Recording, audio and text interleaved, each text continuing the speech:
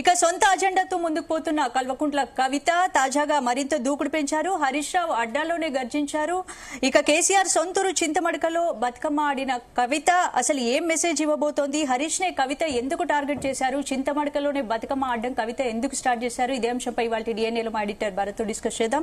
భరత్, ఏంటి అసలు కవిత సిద్దిపేట నియోజకవర్గంలో హంగామా చేయడం ఏంటి? బతుకమ్మ సంబరాలు అక్కడ మొదలు పెట్టడాన్ని ఎలా చూడొచ్చు?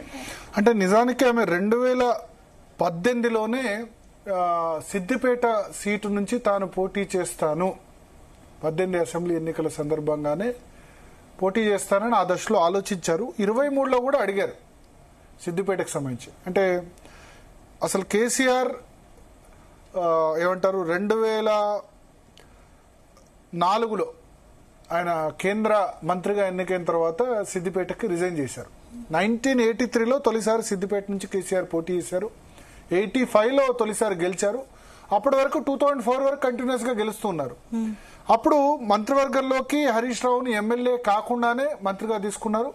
2004లో సిద్దిపేటలో తొలిసారి జరిగిన బై ఎలక్షన్స్ లో బహుశా 2005 అనుకుంటా అప్పుడు హరీష్ రావు గెలిచారు. అప్పటి నుంచి కంటిన్యూస్ గా హరీష్ రావు గెలుస్తూనే ఉన్నారు.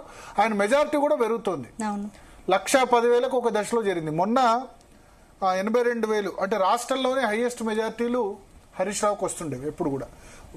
మొదలు ఆయన 26,000తో స్టార్ట్ చేసి 26,000 నుంచి 59,000, 70,000, 80,000 ఒక దశలో 1,00,000 కూడా మెజార్టీ దాటిపోయింది. మొన్న ఎలక్షన్ లో కూడా దాదాపు 81,000, 82,000 మెజార్టీ హరీష్ రావుకి సిద్దిపేటలో వచ్చింది. సో మొన్న అసెంబ్లీ ఎన్నికల సందర్భంగానే ఆమె పార్లమెంట్ లో నిజామాబాద్ ఓడిపోయారు కాబట్టి తనకి సిద్దిపేట సీట్ ఇమ్మని ఇంట్లో అడిగినట్టుగా కూడా తెలుస్తుంది. సో ఆమె చింతమడక ద్వారా ఎందుకు స్టార్ట్ చేశారంటే సిద్దిపేటలో నిన్న అన్నారు నా కర్మభూమి కాబట్టి ఇక్కడి నుంచి నేను పోటీ చేస్తే రావాల్సి కూడా, ఈ విధంగా ఆమె మాట్లాడారు. సో ఉద్దేశం ఉంది ఆమెకు ఎప్పటి నుంచో సిద్దిపేటలో మా కేసీఆర్ కూతురైన మా డైరెక్ట్ ఫ్యామిలీ మెంబర్స్ కాబట్టి మాకే ఉండాలి ఇక్కడ ఈ సీటు నుంచి నేను పోటీ చేయాలన్న ఉద్దేశం అయితే ఖచ్చితంగా ఆమెకు కనబడుతుంది. సో నిన్న అందులో భాగంగానే చింతమడకలో బతుకమ్మ వేడుకల సందర్భంగా ఆ విధంగా మాట్లాడారు. సిద్దిపేట ఎవడి జాగిరి కాదని కవిత కామెంట్స్ కూడా చేశారు. హరీష్ రావును ఉద్దేశించి, తండ్రిని అయితే అనలేరు కదా. అదే హరీష్ రావుని టార్గెట్ చేస్తూ వస్తున్నారు. ఎస్, అదే ఎందుకంటే హరీష్ రావు కేసీఆర్ సిద్దిపేట మీద ఒక మార్క్ వేస్తే హరీష్ రావు ఇంకొక మార్క్ వేశారు. అంటే రాష్ట్రంలోని ఎమ్మెల్యేలందరికి కూడా ఒక హరీష్ రావు ఒక మోడల్. అప్పట్లో కాయిన్ బాక్స్ ఫోన్లు ఉండేవి. కాయిన్ బాక్స్ నుంచి ఫోన్ చేసినా హరీష్ రావు ఫోన్ ఎత్తుతారు, అంత యాక్సెసిబుల్ ఉంటారు. ఎంత బిజీలో ఉన్నా సరే తన కాన్స్టిట్యున్సీ వాళ్ళందరికీ పనిచేస్తారు. ఆ విధంగా సాధ్యమైంది. 2005లో 26,000 మెజార్టీ నుంచి ఆ మెజార్టీ కంటిన్యూస్ గా పెరుగుతూనే ఉంది 1,10,000 వరకు. మొన్న ఫస్ట్ టైం ఆయన మెజార్టీ తగ్గడం 2018 వరకు కూడా పెరుగుతూనే 2023లో అప్పటి వరకు 4 నుంచి 18 వరకు పోటీ చేసిన ప్రతి ఎలక్షన్ లో పెరుగుతున్న మెజార్టీ కాస్త మొన్న తగ్గింది. అది కూడా తగ్గింది ఎంత 80,000 వచ్చింది మెజార్టీ. సో అంతగా పట్టు ఆయన సాధించారు. కేసీఆర్ కు కూడా రాలేదంత మెజార్టీ గజ్వేల్లో. సో ఆయన సిద్దిపేటలో కంటెస్ట్ చేసినప్పుడు కేసీఆర్ కూడా రానంత మెజార్టీని హరీష్ సాధించారు. బికాస్ ఎమ్మెల్యేలందరికీ ఇవాళ తరం ఎమ్మెల్యేలు ఏ ఫంక్షన్ అయినా అటెండ్ కావడం, ఆ రోల్ మోడల్ దానికి స్టార్ట్ చేసింది హరీష్ రావు. అందుకని అంత బలంగా వెళ్ళారు. సో ఆమె ఏమనుకుంటారు, ఇది మా కుటుంబ పునాదులు ఇక్కడ సిద్దిపేటలో ఉన్నాయి కాబట్టి నేను కంటెస్ట్ చేస్తే తనకు సేఫ్ సీట్ అవుతుంది. నిజామాబాద్ ఓడిపోయారు కదా పార్లమెంటు, సో ఆ సేఫ్ సీట్ అవుతుందని ఆమె అనుకుంటారు. మాట్లాడదాం మనతో పాటు కపిలవాయి దిలీప్ కుమార్ గారు, గతంలో కేసీఆర్ కి అత్యంత అంతరంగికుడుగా ఉన్న వ్యక్తి మనతో పాటు ప్రస్తుతం లైవ్ లో సిద్ధంగా ఉన్నారు. దిలీప్ గారు, ఏంటి కవిత గతంలోనే సిద్దిపేట సీట్ అడిగిందా? 2009 నుంచి అడుగుతూ ఉన్నారా, లేకపోతే ఈ మధ్య ఇప్పుడు సిద్దిపేట నుంచి ఆమె పోటీ చేస్తాను అని ఇండికేషన్ ఇవ్వడానికి కారణం ఏంటి? 2009లో డెఫినెట్లీ కేటీఆర్ అండ్ కవిత ఇద్దరు కూడా సీట్ అడిగారు, అందులో అనుమానం ఏం లేదు. ఇద్దరు అడిగినప్పుడే కేసీఆర్ అప్పుడు చెప్పాడు నాకు ఇద్దరిలో ఎవరు ఒకళ్ళనే చూస్ చేసుకోమని, ఇద్దరిని పెట్టుకుంటే ఉద్యమ పార్టీలో గొడవ అవుతుందంటేనే నేను ఇద్దరితో విడివిడిగా మాట్లాడితే అప్పుడు వాళ్ళిద్దరు కాంప్రమైజ్ అయ్యి కవిత విత్డ్రాయ్. ఇప్పుడు ఆ టైంలో ఎక్కడ అవకాశం ఉంటే అక్కడ ఇంక్లూడింగ్ మెయిన్ ప్రిఫరెన్స్ సిద్దిపేటే కదా సహజంగా.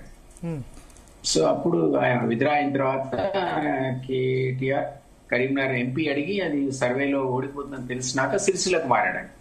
అందువల్ల అప్పటి నుంచి ఆమెకు ఉండింది దాని దృష్టి. బట్ మీరు అన్నట్టు హరీష్ అనేవాడు ఆబ్వియస్ చాయిస్ గా వచ్చాడు అక్కడ కేసీఆర్, ఆబ్వియస్ చాయిస్ గా వచ్చిన తర్వాత మీరే అన్నట్టుగా ఆయన ఈవెన్ దాని ఏమంటారు ఎమ్మెల్యే కూడా గెలవక ముందే ఆయన మంత్రి కూడా చేశారు. కాబట్టి మంత్రి చేసిన హరీష్ మంత్రి చేయడం, హరీష్ సిద్దిపేట చేయడం ఫ్యామిలీ మెంబర్స్ లో అప్పుడు ఇష్టం లేకుండానా 2004 అప్పుడు ఇంత ఫోర్స్ కవిత గాని కేటీఆర్ గాని కేసీఆర్ మీద ఇంత ఫోర్స్ పెట్టే పరిస్థితిలో లేరు.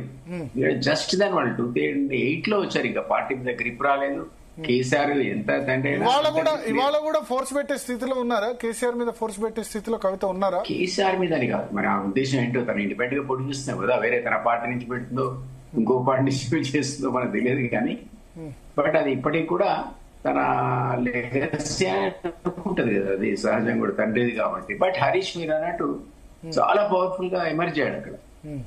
అంతకుముందు ఆయన ఎమ్మెల్యే కాకముందే మంత్రి అయినా కూడా ఆ స్థానం నుంచి గెలవడం మొదలుపెట్టిన తర్వాత మనందరికీ తెలుసు ఆల్మోస్ట్ 90% దాటి 95, 99 దాకా వచ్చాడు కదా. పర్హాప్స్ మన తెలంగాణ ఎమ్మెల్యేలో భారీ మెజార్టీ వచ్చింది, 1,00,000 మెజార్టీ కూడా దాటింది. 2018లో 1,00,000 మెజార్టీ దాటింది హరీష్ రావుది. అదే అంటున్నాను, అంత పవర్ఫుల్ ఎమర్జ్ అయ్యాడు. డెఫినెట్లీ హరీష్ అంటే నేను కూడా 2 సైడ్స్ ఆఫ్ ది కాయిన్ అంట. కేసీఆర్ హరీష్ ఒక కాయిన్ కి బొమ్మ పురుషనే నా ఉద్దేశం. ఎందుకంటే అంత సుదీర్ఘకాలం వాళ్ళతో పనిచేశారు కాబట్టి వాళ్ళ వ్యవహార శైలిలో పాలిటిక్స్ సంబంధించినంత వరకు తేడా ఉండదు. కానీ హరీష్ అనేవాడు అందరితో సత్సంబంధాలు పెట్టుకుంటారు. ఇప్పుడే మీరు అన్నట్టు మీరు కాల్ చేసినా నేను కాల్ చేసినా కూడా దిలీప్ అనేందుకు ఫోన్ చేశారంటాడు. ఇప్పుడు కాదు గంట తర్వాత ఫోన్ చేస్తాడు. అది సహజంగా చాలా రేర్ గా ఉంటుంది ఎమ్మెల్యే సార్ ఆ క్యారెక్టర్. అది అతని దగ్గర ఉంది. డైరెక్ట్ తనే ఫోన్ ఎత్తడం, పిఎల్ ఎత్తకపోవడం అనేది అది ఒక కనెక్టివిటీ ఉంది అతనికి. అందులో కాన్స్టిట్యూన్సీలో ఉన్న ప్రజలకనండి, ఇతర రాజకీయ నాయకులతో సంబంధాలండి. అతను సరిగా అన్నట్టు మనందరం అనుకునేవాళ్ళం ఏంటంటే ఈ మొత్తం కరప్షన్ కానీ పవర్ కానీ ఈ మొత్తం క్రీడ కూడా 4 స్తంభాలు ఆడని అనుకున్నాం. మన అమ్మాయి స్టేట్మెంట్ ఇచ్చేంత వరకు కూడా మన ఉద్దేశంలో అప్పుడు కేసీఆర్, కేటీఆర్, హరీష్ అండ్ కేసీఆర్ 4 స్తంభాలు అనుకున్నాం. సంతోష్ అనేవాడు పొలిటికల్ గా ఎప్పుడు యాక్టివ్ లేడు కదా, రాజ్యసభ తీసుకోవడం తప్ప అతను ఎప్పుడు లేడు. కాబట్టి 4 స్తంభాల ఆట కాస్త అది కాదు మా నాన్నకేం తెలియదు, నేను లేను వాడిద్దరే అని సంతోష్ వైపు హరీష్ వైపు ఈమె మొత్తం తన డైరెక్షన్ తిప్పింది, అటాక్ తిప్పింది. కాబట్టి మనకు తెలియదు ఇక ఫ్యామిలీ మెంబర్ గా సర్టిఫికేట్ ఇచ్చిన తర్వాత అది అందరం కూడా మనం అనుకుంది ఏంటంటే షేర్ల పంచాయతీ అనే, ఎవరి వాటా ఎంతో అది మనకు తెలియదు. ఇప్పుడు సిబిఐ నుంచి 1-2 అంశాలు సిబిఐ పోతున్నాయి కాబట్టి రేపు పొద్దున వాడు తెలుస్తారు ఎవరి వాటాలు ఎంత అన్నది. బట్ ఏదో ఒక అవినీతి జరిగిందనే విషయాన్ని మాత్రం మనందరికంటే ఎక్కువగా ఆమె సర్టిఫికేట్ ఇచ్చింది కాబట్టి క్రెడిబిలిటీ అంటే దానికి ఒక రకంగా చెప్పాలంటే మీరు నేను చెప్పినట్టు ఎక్కువ వాల్యూ వచ్చేస్తుంది. డెఫినెట్లీ జరిగింది. ఎవరి వాటా ఎంత అన్నది రాబోయే రోజుల్లో ఈ విచారణ సంస్థ. సిద్దిపేటకు సంబంధించి ఇప్పుడు మీరు అన్నారు, అప్పుడు కేటీఆర్ కవిత ఇద్దరు 2009లో పోటీ చేద్దాం అనుకున్నారు కదా, వాళ్ళు సిద్దిపేట సీట్ అడిగారా? అప్పట్లోనే అడిగారా? ఈయన అడగలేదు. కేటీఆర్ అప్పుడు అడిగింది ఓన్లీ ఎంపీ కరీంనగరే. ఆల్టర్నేట్ కింద కేసీఆర్ చెప్పాడు సిరిసిల్లకు నువ్వు ఇక్కడ గెలవు, సర్వే రిపోర్ట్స్ అట్లా నెగటివ్ వచ్చాయని. కవిత ఏ స్థానం అడిగిందో నాకు కరెక్ట్ జ్ఞాపకం లేదు కానీ అప్పట్లో ఉన్నటువంటి సిచ్యువేషన్ బట్టి ఆమె అడిగినట్టుంది, 1 ఆఫ్ ది ఆప్షన్స్ కింద అడిగినట్టుంది. మరి నాకు కరెక్ట్ జ్ఞాపకం లేదు. బట్ ఇద్దరు అడిగారు, ఖచ్చితంగా ఎమ్మెల్యే సీట్లు ఇద్దరు అడిగారు. అందులో ఆమె అడిగిన దాంట్లో మరి 2-3 ఇస్తారు కదా ఆప్షన్స్, అందులో ఇది కూడా ఉన్నట్టుంది. బట్ అప్పట్లో నేను అన్నట్టు ఇద్దరు ఎస్టాబ్లిష్ కాలేదు కాబట్టి కేసీఆర్ అనేవాడు ఒక వాళ్ళు హరీష్ వైపు మొగ్గు చూపుతుండేవాడు. అందులో వాళ్ళ సిస్టర్స్ అంతా వచ్చి హరీష్ కి రికమెండ్ చేశారు. అప్పుడు ఆ రోజుల్లో మంత్రి పదవి ఇవ్వడానికి కొద్దిగా డిలే అయింది, ఎందుకంటే కేసీఆర్ కూడా హెసిటేట్ చేశాడు. నేను ఇంకా గెలవలేదు కాబట్టి గెలిచిన తర్వాత ఇద్దామనే ఆలోచనతో అప్పుడు మీకు జ్ఞాపకం ఉంటే రాజశేఖర రెడ్డి గారు 6 సీట్లే ఆఫర్ చేశాడు. 6 ఒకటి హరీష్ కి ఇవ్వాలంటే, ఎమ్మెల్యే కాకుండా ఇవ్వాలంటే కొద్దిగా ఇబ్బంది ఉండేది పార్టీ పరంగా కానీ, ఉద్యమ పార్టీలో కానీ, లేకపోతే మిగిలిన సీనియర్ లీడర్స్ అంటే అడ్వైజర్స్ లైక్ ప్రొఫెసర్ జయశంకర్ కానీ వీళ్ళందరూ కూడా అబ్జెక్ట్ చేసినట్టు. ఆ సందర్భంగా ఈయన ఎమ్మెల్యే నాకు ఇవ్వచ్చు. ఇప్పుడు తొందర ఏమిటంటే మరి రాజశేఖర రెడ్డితో ఉన్నటువంటి సంబంధాలు కదా, రాజశేఖర రెడ్డి ఒకసారి 4-5 ఇచ్చిన తర్వాత మళ్ళా ఎక్స్పాన్షన్ ఆయనకి ఇవ్వండి ఇచ్చే పరిస్థితి లేదు, అది హరీష్ తెలుసు. కాబట్టి ఆయన అప్పుడు మొత్తం వాళ్ళ అందరినీ చిన్న వాళ్ళు తీసుకుని వచ్చాడు. 5-6 ఉన్నారండి సిస్టర్స్. అందరూ అసలు 1 వీక్ మకాం పెట్టారు కేసీఆర్ ఇంట్లో. ఆయన్ని మంత్రి పదవి ఇచ్చేంత వరకు వాళ్ళు పోనేలేదు, అంత ప్రెషర్ పెట్టారు. దాన్ని వద్దు అనడానికి కానీ రెసిస్ట్ చేసే ప్రయత్నం అటు కవిత కానీ కేటీఆర్ అప్పుడు చేయలేదు. ఇప్పుడు అంతా పార్టీ వాళ్ళ గ్రిప్ లో లేదు, ఈ నాయకులు కూడా ఎవరు ఆయన గ్రిప్లో టోటల్గా లేరు. కాలక్రమంలో హరీష్ నీళ్లు పక్కకు పెట్టి గ్రాడ్యువల్ గా పార్టీని కబ్జా పెట్టాడు కేటీఆర్ అనేవాడు. వర్కింగ్ ప్రెసిడెంట్ కూడా అయ్యాడు. హరీష్ కూడా సైలెంట్ అయ్యాడు. మనకందరికీ తెలుస్తుంది. ఒకనొక సందర్భం ఎట్లా వచ్చిందంటే అది మరి ఫోన్ ట్యాపింగ్ వల్ల దేంట్లో కానీ అతను వేరే ఎమ్మెల్యే డబ్బులు ఇచ్చాడనే విషయానికి కేసీఆర్ తెలుసుకున్నాడని, దాని మీద చాలా సీరియస్ అయ్యాడని, అందుకే అతన్ని మంత్రివర్గంలో దూరంగా పెట్టారని కదా. అప్పుడు కొన్ని రోజుల తర్వాత మళ్ళీ తీసుకున్నారు తప్ప ఫస్ట్ కొంతకాలం హరీష్ దూరంగా ఉంటాడు. కాబట్టి గ్రాడ్యువల్ గా నెంబర్ 2 స్థానంలో ఉన్న హరీష్ అనేవాడు నెంబర్ 3కి నెంబర్ 4కి పడిపోయాడు. ఆ స్థానాల్లో కేటీఆర్, కవిత వచ్చారు. సంతోష్ అనేవాడు సరే ఆ స్థానం వేరే, అది పర్సనల్ గా ఆంతరికుడు ఉన్నాడు. అప్పటి నుంచి ఇప్పటి వరకు కూడా ఆ పొజిషన్ అతన్ని మారలేదు. డెఫినెట్లీ ఇన్ఫ్లుయెన్షియల్ పొజిషన్ లో ఉన్నాడు కానీ పొలిటికల్ డెసిషన్స్ తీసుకోడా, ఎవరి గురించి చెప్తాడు చెప్పడు, రాజకీయ నిర్ణయాల్లో ప్రత్యక్షంగా అతని ప్రభావం అనేది కనిపించేది కాదు, ఒక్క లావాదేవీలో తప్ప.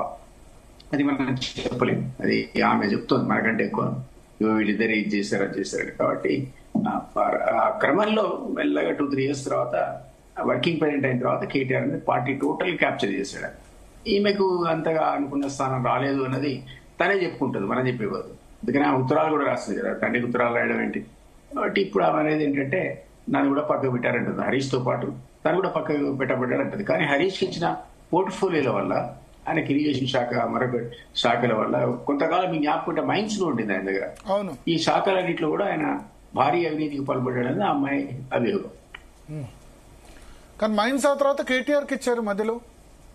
అవును, 2014 ఫస్ట్ టర్మ్ లో 2 years తర్వాత కేటీఆర్ చేస్తున్నారు. ఎందుకు చేస్తున్నారు అంటే ఆ మైన్స్ అనేది కనపడని వినపడినటువంటి అవినీతి ఉంటుంది అందులో. ఎందుకంటే ప్రజలకు సంబంధం లేని శాఖ అది. దాంట్లో పెద్ద పెద్ద కాంట్రాక్టర్స్ ఉంటారు. అందులో ఉన్నటువంటి ఇన్కమ్ అనేది కనపడదు. సో ఆ కారణం చేత హరీష్ అందులో భారీగా అవినీతికి పాల్పడడం అనేది ఒక వాళ్ళ అంచనా, ఫ్యామిలీ మెంబర్స్ అంచనా. సో దానివల్ల ఈయన ఇందులో తీసేయాలి, ఈయన పవర్ఫుల్ కాకూడదని ఇంతకుముందు మనం అనుకున్నాం కదా. హరీష్ ని క్రమక్రమంగా ఆయన ప్రాధాన్యత తగ్గించారని. ఆ క్రమంలో ఆయన ఆ శాఖ నుంచి కూడా తీసి మళ్ళీ ఇరిగేషన్ ఇచ్చారు కొంతకాలం. ఆ తర్వాత అందరూ కూడా అవినీతి జరిగిందని అది తీసేసి ఈ శాఖ కొంతకాలం కేటీఆర్ దగ్గరికి పోయింది. మైనింగ్, ఇరిగేషన్ డైరెక్ట్ సీఎం దగ్గరికి వెళ్ళిపోయింది. వాళ్ళు ఎవరికి ఇవ్వడానికి ఇష్టపడలేదు. ఎందుకంటే అందులో భారీగా ప్రజలకు తెలవకుండా అవినీతి జరిగే ఆస్కారం వంటి శాఖలు. సో ఇక్కడ ఒకటి 2014లో కేసీఆర్ మళ్ళీ అసెంబ్లీకి కంటెస్ట్ చేద్దాం అనుకున్నారు. అప్పుడు సిద్దిపేట కాకుండా గజ్వేల్ ఎందుకు వెళ్ళారంటారు? నాకు అయితే లేదు, బట్ సిద్దిపేట ఎట్లా పోతాడు? సిద్దిపేట హరీష్ ఉన్నాడు కదా. కానీ ఆయన నేటివ్ కాన్స్టిట్యున్సీ కదా, ఆయన నేటివ్ కాన్స్టిట్యున్సీ కదా. ఆయన ఎప్పుడో అసెంబ్లీ చేసినంత కాలం ఆయన సిద్దిపేట చేశారు కదా. సో అప్పుడు కూడా కేసీఆర్ ను సిద్దిపేట నుంచి పోటీ చేయమని వీళ్ళిద్దరు సలహా ఇచ్చారంటారు, నిజమేనా? ఉండొచ్చు. హరీష్ ని కట్ చేయడానికి వాళ్ళు నిరంతరం ప్రయత్నం చేస్తూనే ఉన్నారు, అందులో అనుమానం లేదు. హరీష్ అందుకే నేను ఆ స్థానం ఒకప్పుడు వాళ్ళిద్దరు అమెరికాలో ఉన్నప్పుడు హరీష్ అనేవాడు ఆల్ సైడ్ నెంబర్ 2 పొజిషన్ లో ఉన్నాడు ఆ పార్టీలో. అక్కడి నుంచి క్రమక్రమంగా ఈ పిల్లలు వచ్చి పార్టీ దగ్గరికి తీసుకున్న తర్వాత ఆయన కవిత తర్వాత ఆయన స్థానం వచ్చిన తప్ప ముందు రాలేదు. ఒకనొక తరపులో ఈ సంతోష్ అనేవాడు వీళ్ళందరికీ కూడా ఒక పైన ఉన్నాడు. పొలిటికల్ గా ఇంటర్ఫియర్ కాడు కాబట్టి ఇప్పుడు కాంట్రవర్సీ కాలేదు. కానీ అతను నిజంగా పొలిటికల్ ఇంటర్ఫియర్ ఉంటే చాలా కూడా ఉన్నాయండి. అతను కేవలం నాకు తెలిసి ఆయన హెల్త్ చూసుకోవడం ఒకటి, తన పర్సనల్ అజెండా ఉన్నటువంటి రాజ్యసభ ఒకటి, మరి లావాదేవీలకు సంబంధించి తీవ్రమైన ఆరోపణలు చేస్తారు. అలాంటివి తప్ప వీళ్ళ డైరెక్ట్ గా పొలిటికల్ కానీ పార్టీ అఫేర్స్ కానీ అంతగా డైరెక్ట్ ఇంటర్ఫియర్ కాలేదు. కానీ కేసీఆర్కి ఏం చెప్పాడు, ఏం చెప్పలేదు, చెప్పాడా లేదా అనేది వేరే అంశం. ఓకే, సో ఇప్పుడు సిద్దిపేటకు సంబంధించి ఆమె నిన్న స్టేట్మెంట్ చేశారు, ఇది కర్మభూమి అని చెప్పి. సో నిజామాబాద్ ను 2014లో ఆమె అనివార్యంగా ఎన్నుకున్నారనుకోవచ్చా? ఆమె ఇంట్రెస్ట్ మీరు అన్నారు కదా 2009లో కూడా కంటెస్ట్ చేద్దాం అనుకున్నారు కదా, ఎక్కడి నుంచి అనివార్యంగానే ఎంచుకుందామే. అనివార్యం అనేది ఒక ఆస్పెక్ట్ అయితే, ఇంకొక ఆస్పెక్ట్ ఏంటంటే కేసీఆర్ కూడా అంతకుముందు నువ్వు వద్దు ఇద్దరిలో ఒకళ్ళే చూస్ చేసుకోమన్నప్పుడు కేసీఆర్ నేనే వస్తా అంటే కవితను కూడా యాక్సెప్ట్ చేసి ఉండేవాడు, నేనే వస్తా అంటే కేటీఆర్ కూడా యాక్సెప్ట్ చేసే పొజిషన్ ఉన్నారు. ఆ ఇద్దరు మాట్లాడుకుని అందులో కేటీఆర్ వదిలేసి ఆమె పక్కకు జరిగింది కాబట్టి అప్పుడు ఆమె పొలిటికల్ గా ముందుకు రాలేదు. కానీ తర్వాత మీరే చెప్పినట్టుగా జాగృతి లేదా బతుకమ్మలు ఇట్లాంటి కళారూపాలు, కల్చర్ ఆఫ్ తెలంగాణ ఐకాన్స్ ఎంచుకోవడం విపరీతమైన వర్క్ చేసింది. జాగృతికి అయితే అసలు సంస్థాపన నిర్మాణం ఒక దశలో టీఆర్ఎస్ కంటే ఎక్కువ ఉండేది. సో అట్లా తనకు ఉన్నటువంటి కెపాసిటీని చూపించడం క్రమక్రమంగా మొదలైన తర్వాత కేసీఆర్ కూడా ఆయన ఇగ్నోర్ చేసే పరిస్థితి లేకపోయాడు. అందుకని ఆబ్వియస్ చాయిస్ కింద ఎక్కడో దగ్గర అడ్జస్ట్ చేయాలి కాబట్టి ఆమె నిజామాబాద్ పంపాడు. మరి అప్పుడు ఆ రోజుల్లో ఆమె ఎవరికి స్థానాన్ని వేరే వాళ్ళు లేదా సిద్దిపేట ఇట్లాంటి అడిగిందేమో. బట్ హరీష్ మీద అప్పటికి కూడా ఇంకా ఆయన మీద ఇంకా తగ్గలే, ఇంకా ఇంట్రెస్ట్ తగ్గలే. ఈమె నిజామాబాద్ చేసిన నాటికి హరీష్ ఆయన దూరం పెట్టలే పూర్తిగా. కాబట్టి అప్పుడు సహజంగా మనం నిజామాబాద్ పంపిపెట్టారు, అది గెలిచింది. గెలిచిన తర్వాత కొద్దిగా నెగ్లెక్ట్ చేసిన ఆ కాన్స్టిట్యున్సీ. అది చేసి ఉండకపోతే జాగృతిని అదే పద్ధతిలో కొనసాగించుంటే, లేదా బతుకమ్మలను అదే పద్ధతిలో ప్రమోట్ చేసి ఉంటే, ఆమె ప్రజలకు దగ్గర ఉండి ఉంటే ఆమె నెక్స్ట్ టైం ఓడి ఉండేది కాదు. కొంత ఆమె నెగ్లెక్ట్ చేసింది ఏ కారణం చేతనో. ఎన్నికల కంటే ముందు నిజామాబాద్ లో చేసిన ఈ నేను చెప్పిన ఎగ్జాంపుల్స్, బతుకమ్మలు కానీ, లేకపోతే జాగృతి కానీ, జాబ్ మేళాలు కానీ, మీకు జ్ఞాపకుంటే స్కిల్ మేళాలు, జాబ్ మేళాలు కండక్ట్ చేసింది ఆల్ ఓవర్ తెలంగాణ, జాగృతి సంస్థ పేరు మీద. సో ఇవన్నీ కూడా నెగ్లెక్ట్ చేసింది ఎందుకు. అందువల్ల న్యాచురల్ గా ఆమె నిజామాబాద్ స్థానాన్ని కోల్పోవాల్సిన పరిస్థితి ఏర్పడదు. తర్వాత ఇక మన అందరికీ తెలుసు హిస్టరీ. ఓకే, సో ఇప్పుడు ఒకటి సార్, ఇప్పుడు సిద్దిపేటలో నిజంగానే ఆమె పోటీ చేసే అవకాశం ఉందా, లేదా బయటకు వచ్చింది కాబట్టి ఇప్పుడు డిఫరెన్సెస్ కాబట్టి హరీష్ రావును బెదిరించేందుకు అంటున్నారా? చెప్పలేము. ఇప్పుడు ఉన్న పరిస్థితిలో బీఆర్ఎస్ యాజ్ ఇట్ ఈజ్ గా వీక్ అయింది. ఈ అమ్మాయి ఇటు మనం తన పార్టీ ప్రమోట్ చేస్తుంది, తనే పార్టీ పెడుతుంది, స్ట్రాంగ్ రూమర్ ఉంది, చాలా స్ట్రాంగ్. బీఆర్ఎస్ వీక్ అయిందా? సామాజిక తెలంగాణ బీఆర్ఎస్ వీక్ అయిందా? బీఆర్ఎస్ వీక్ అయిందంటారా? డెఫినెట్లీ ఈమె వల్ల కానివ్వండి, మరొక మరి మీరు ఇప్పుడు కాంగ్రెస్ వీక్ అయింది, బీఆర్ఎస్ వీక్ అయింది, ఎవరు గెయిన్ అవుతున్నట్టు? కాంగ్రెస్ కూడా యాంటీ ఇన్కమెన్సీ ఉంది అన్నారు, మీరే చెప్పారు. చాలా వచ్చింది అందులో అనుమానం లేదు. ఈ సిచ్యువేషన్ లో ఎవరు ఎమర్జ్ అవుతారో చెప్పడం కష్టం, కానీ డెఫినెట్ గా మాకు కాంగ్రెస్ అనేది గతంలో బీఆర్ఎస్ 15 సంవత్సరాల్లో కూలిపోతుంది అనుకుంటే, లేదంటే క్షీణించింది యాంటీ ఇన్కమెన్సీ అనుకుంటే, కాంగ్రెస్ కు 15 నెలల్లోనే లేదా ఇప్పుడు 20 నెలల లోపల ఇన్కమెన్సీ పోగు చేస్తుంది. కాబట్టి ఎమర్జ్ కాదు. ఇక ఎంపీ స్థానాలు వచ్చేవరకు జీరో స్థాయికి పడిపోయిన బీఆర్ఎస్ అనేది కాస్త కూస్త లేస్తుంది అనుకున్న టైంలో కూడా కవిత కొట్టిన దెబ్బకు అది కూడా కాస్త కొద్దిగా దాని షేక్ అయిన పరిస్థితి వచ్చింది. కాబట్టి ఇప్పుడు అవుట్ రైడ్ గా బీజేపీ లేస్తుంది అనడానికి ఆ పార్టీ ఆశించిన స్థాయిలో స్ప్రెడ్ కావట్లా. వ్యాక్యూమ్ ఉంది, వ్యాక్యూమ్ లో వాళ్ళు రావాలి, కానీ ఆశించిన స్థాయిలో వాళ్ళు లేవట్లేదు. కాంగ్రెస్ కూడా ఈ మధ్య కాదు, మరి 1 or 2 months కూడా కాస్త పుంజుకున్న మాట వాస్తవం, ఒక అనలిస్ట్ గా చెప్తున్నాను నేను. అండ్ దెన్ బీఆర్ఎస్ పుంజుకుంటుందన్న టైం లోపల కవిత దెబ్బతో తగిలేదు. కాబట్టి ఇప్పుడు ట్రయాంగిల్ షేప్ లో ఉన్నాయి 3 పార్టీలు, ఇటు బీజేపీ, ఇటు అంటే లోకల్ బాడీ ఎలక్షన్స్ అంటూ ఉంటే వచ్చినవి 3 భాగాలుగా పంచుకునే పరిస్థితి. మరి రేపు పొద్దున నిరాగమన్న తీర్మానం ఒక పార్టీ పెట్టాడు, దాని ప్రభావం ఏంటో మనకు తెలియదు. ఇప్పుడు కవిత రాబోయే రోజుల్లో పార్టీ పెడుతుందని అంటున్నారు, లేదు అసలు ఆమె పెట్టదు, ఇట్లాగే జాగృతిని కొనసాగిస్తుందని ఒక అంచనా వేస్తున్నారు. అప్పుడు ఏదో ఒక పార్టీతో తను అలైన్ అవుతుంది అంటున్నారు. We really don't know. కాబట్టి ఇప్పుడున్నటువంటి సిచ్యువేషన్ అనేది చాలా ఫ్లూయిడ్ సిచ్యువేషన్ ఉంది పొలిటికల్ గా. 3 పార్టీలు మాత్రం ఖచ్చితంగా స్ట్రాంగ్ గా ఉన్నాయి. కాబట్టి ఈ 3 కూడా ఎవరు ఎక్కువ తక్కువ అనే దాన్ని అంచనా వేయకుండా కొద్దిగా తక్కువ స్థాయిలో బీఆర్ఎస్ ఉంది, నెక్స్ట్ కాంగ్రెస్ లో ఉంది, టాప్ స్థాయిలో బీజేపీ ఉంది. ఇతరులు ఏం ప్రభావం చూపిస్తారో. టాప్ స్థాయిలో బీజేపీ ఉందా? నేను అనుకుంటున్నాను ఇప్పటికి కూడా బీజేపీ ఆల్టర్నేట్ కింద. ఇప్పుడు గ్రామ పంచాయతీ జడ్పీటీసీ ఎలక్షన్స్ ఉన్నాయి, బీజేపీకి మరి లోకల్లో లేదు కదా, రూరల్ లేదు. సంస్థాగత నిర్మాణం వాళ్ళు బాగా వీక్ ఉన్నారు అన్ఫార్చునేట్లీ. గ్రామాల్లో ఎక్సెప్ట్ సిటీస్ తప్ప వాళ్ళు లేరు. కాబట్టి బీఆర్ఎస్ కి కానీ కాంగ్రెస్ కానీ వాళ్ళ స్థానాలు కాల్పోవడానికి, లేదా వాళ్ళు సర్పంచ్ ఎలక్షన్స్ అనుకోండి, ఎవరు గెలిస్తే ఉంది అందరూ కూడా రూలింగ్ పార్టీ పోయే పరిస్థితి ఉంటుంది కదా. ఒక్క జెడ్పీటీసీ ఎంపీటీసీ లకు వచ్చే వరకల్లా ప్రాబ్లం ఉంటుంది. ఇక్కడికి వచ్చే వరకల్లా బీఫామ్ తో పోటీ చేస్తారు. కాబట్టి అది అసలు వాళ్ళు పెడతారా మీరు చెప్పండి, నాకు ఎలక్షన్స్ పెట్టే పరిస్థితిలో ఉందా? నిరాకమన సీఎం స్టేట్మెంట్ ఇది ఆలస్యం కావచ్చని కోర్టుకు పిటిషన్ ఫైల్ చేసే ఆలోచనలో ఉన్నాం అంటున్నాడు. అంటే సెప్టెంబర్ లోపల 80% నోటిఫికేషన్ రాదు. వీళ్ళు ఎందుకు టైం అడుగుతున్నారు అంటే మిగిలిన స్కీములు కంప్లీట్ చేసి మేము అన్నవన్నీ చేసాం అనడానికో, లేకపోతే ఇంకేదన్నా ఆల్టర్నేటివ్ కింద ఆలోచిద్దామనే తప్ప, లేకపోతే ఒకటేంటి వాళ్ళు పెట్టకుండా ఉండలేరు. ఒకటేమో కోర్ట్ డైరెక్షన్, ఇంకోటేమో లోకల్ బాడీకి అసలు మీకు కేంద్ర నిధులు రానే రావు వీళ్ళు లోకల్ బాడీస్ పెట్టకపోతే. ఏరియాస్ వచ్చే సమస్య లేదు, ఎంత డిలేస్ అంతా ఆ ఫండ్స్ కోల్పోయినట్టే. కాబట్టి ఒక రకమైన కంపల్షన్ గవర్నమెంట్ మీద ఉంటుంది. అది సెప్టెంబర్, అక్టోబర్, నవంబర్ ఏదైనా కమింగ్ 3-4 months లో వాళ్ళు లోకల్ బాడీకి పోవాలి. మీ ఉద్దేశం కవిత గమనం ఎటువైపు? సొంత పార్టీ వెళ్తుందా, కాంగ్రెస్ మళ్ళా బీఆర్ఎస్ అక్కును చేర్చుకుంటుందా? తండ్రి కేసీఆర్ మళ్ళీ ఒక 6 నెలల తర్వాత పిలుస్తాడా?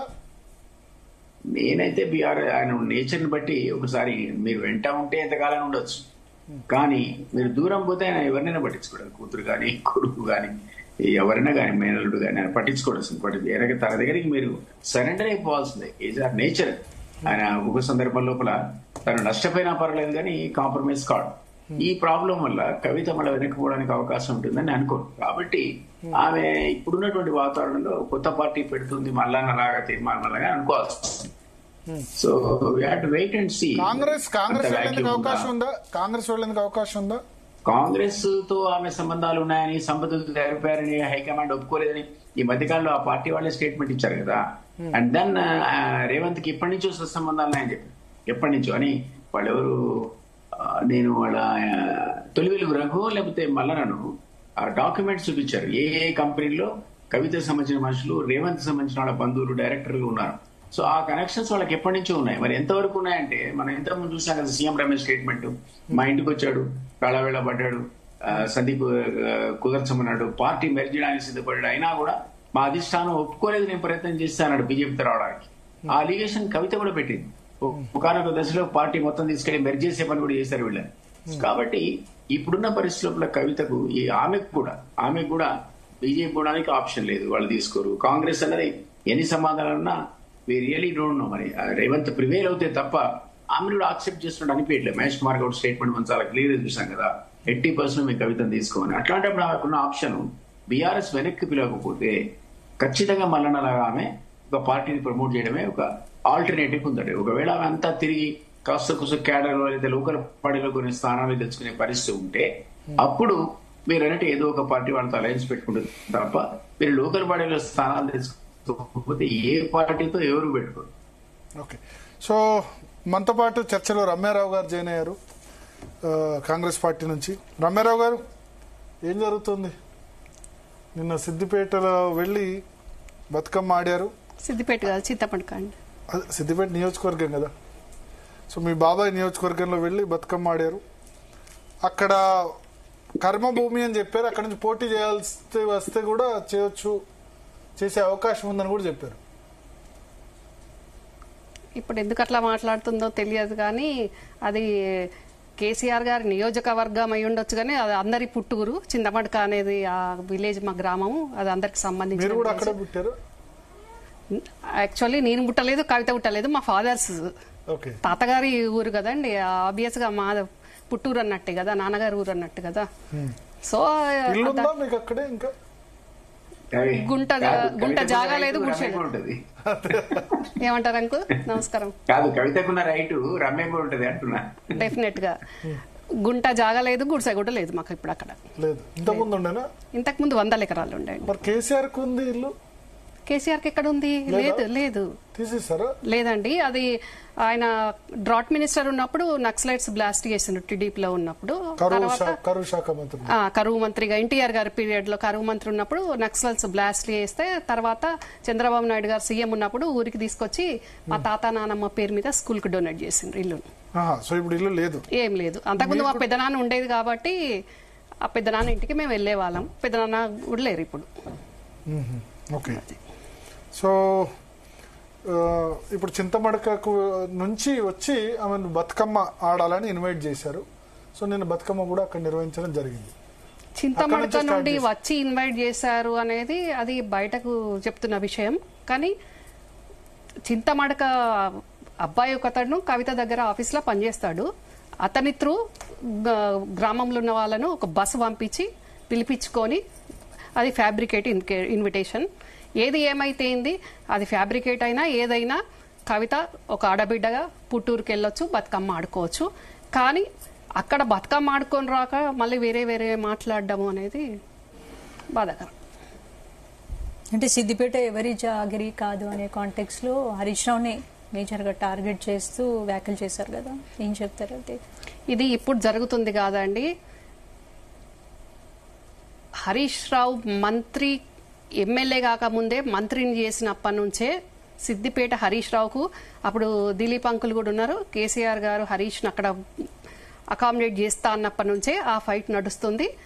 శోభమ్మ ఆ కాలంలోనే అప్పుడే టోటల్ మా ఫ్యామిలీ మెంబర్స్ ఉన్న జెంట్స్ అందరినీ కూడా పిలిచి TV9 కు పంపించి మాట్లాడించి హరీష్ రావుకు అపోజిట్ గా అది కేసీఆర్ది సిద్దిపేట, అక్కడ హరీష్ రావడానికి లేదు అని ఆమె శతవిధాల ప్రయత్నించింది.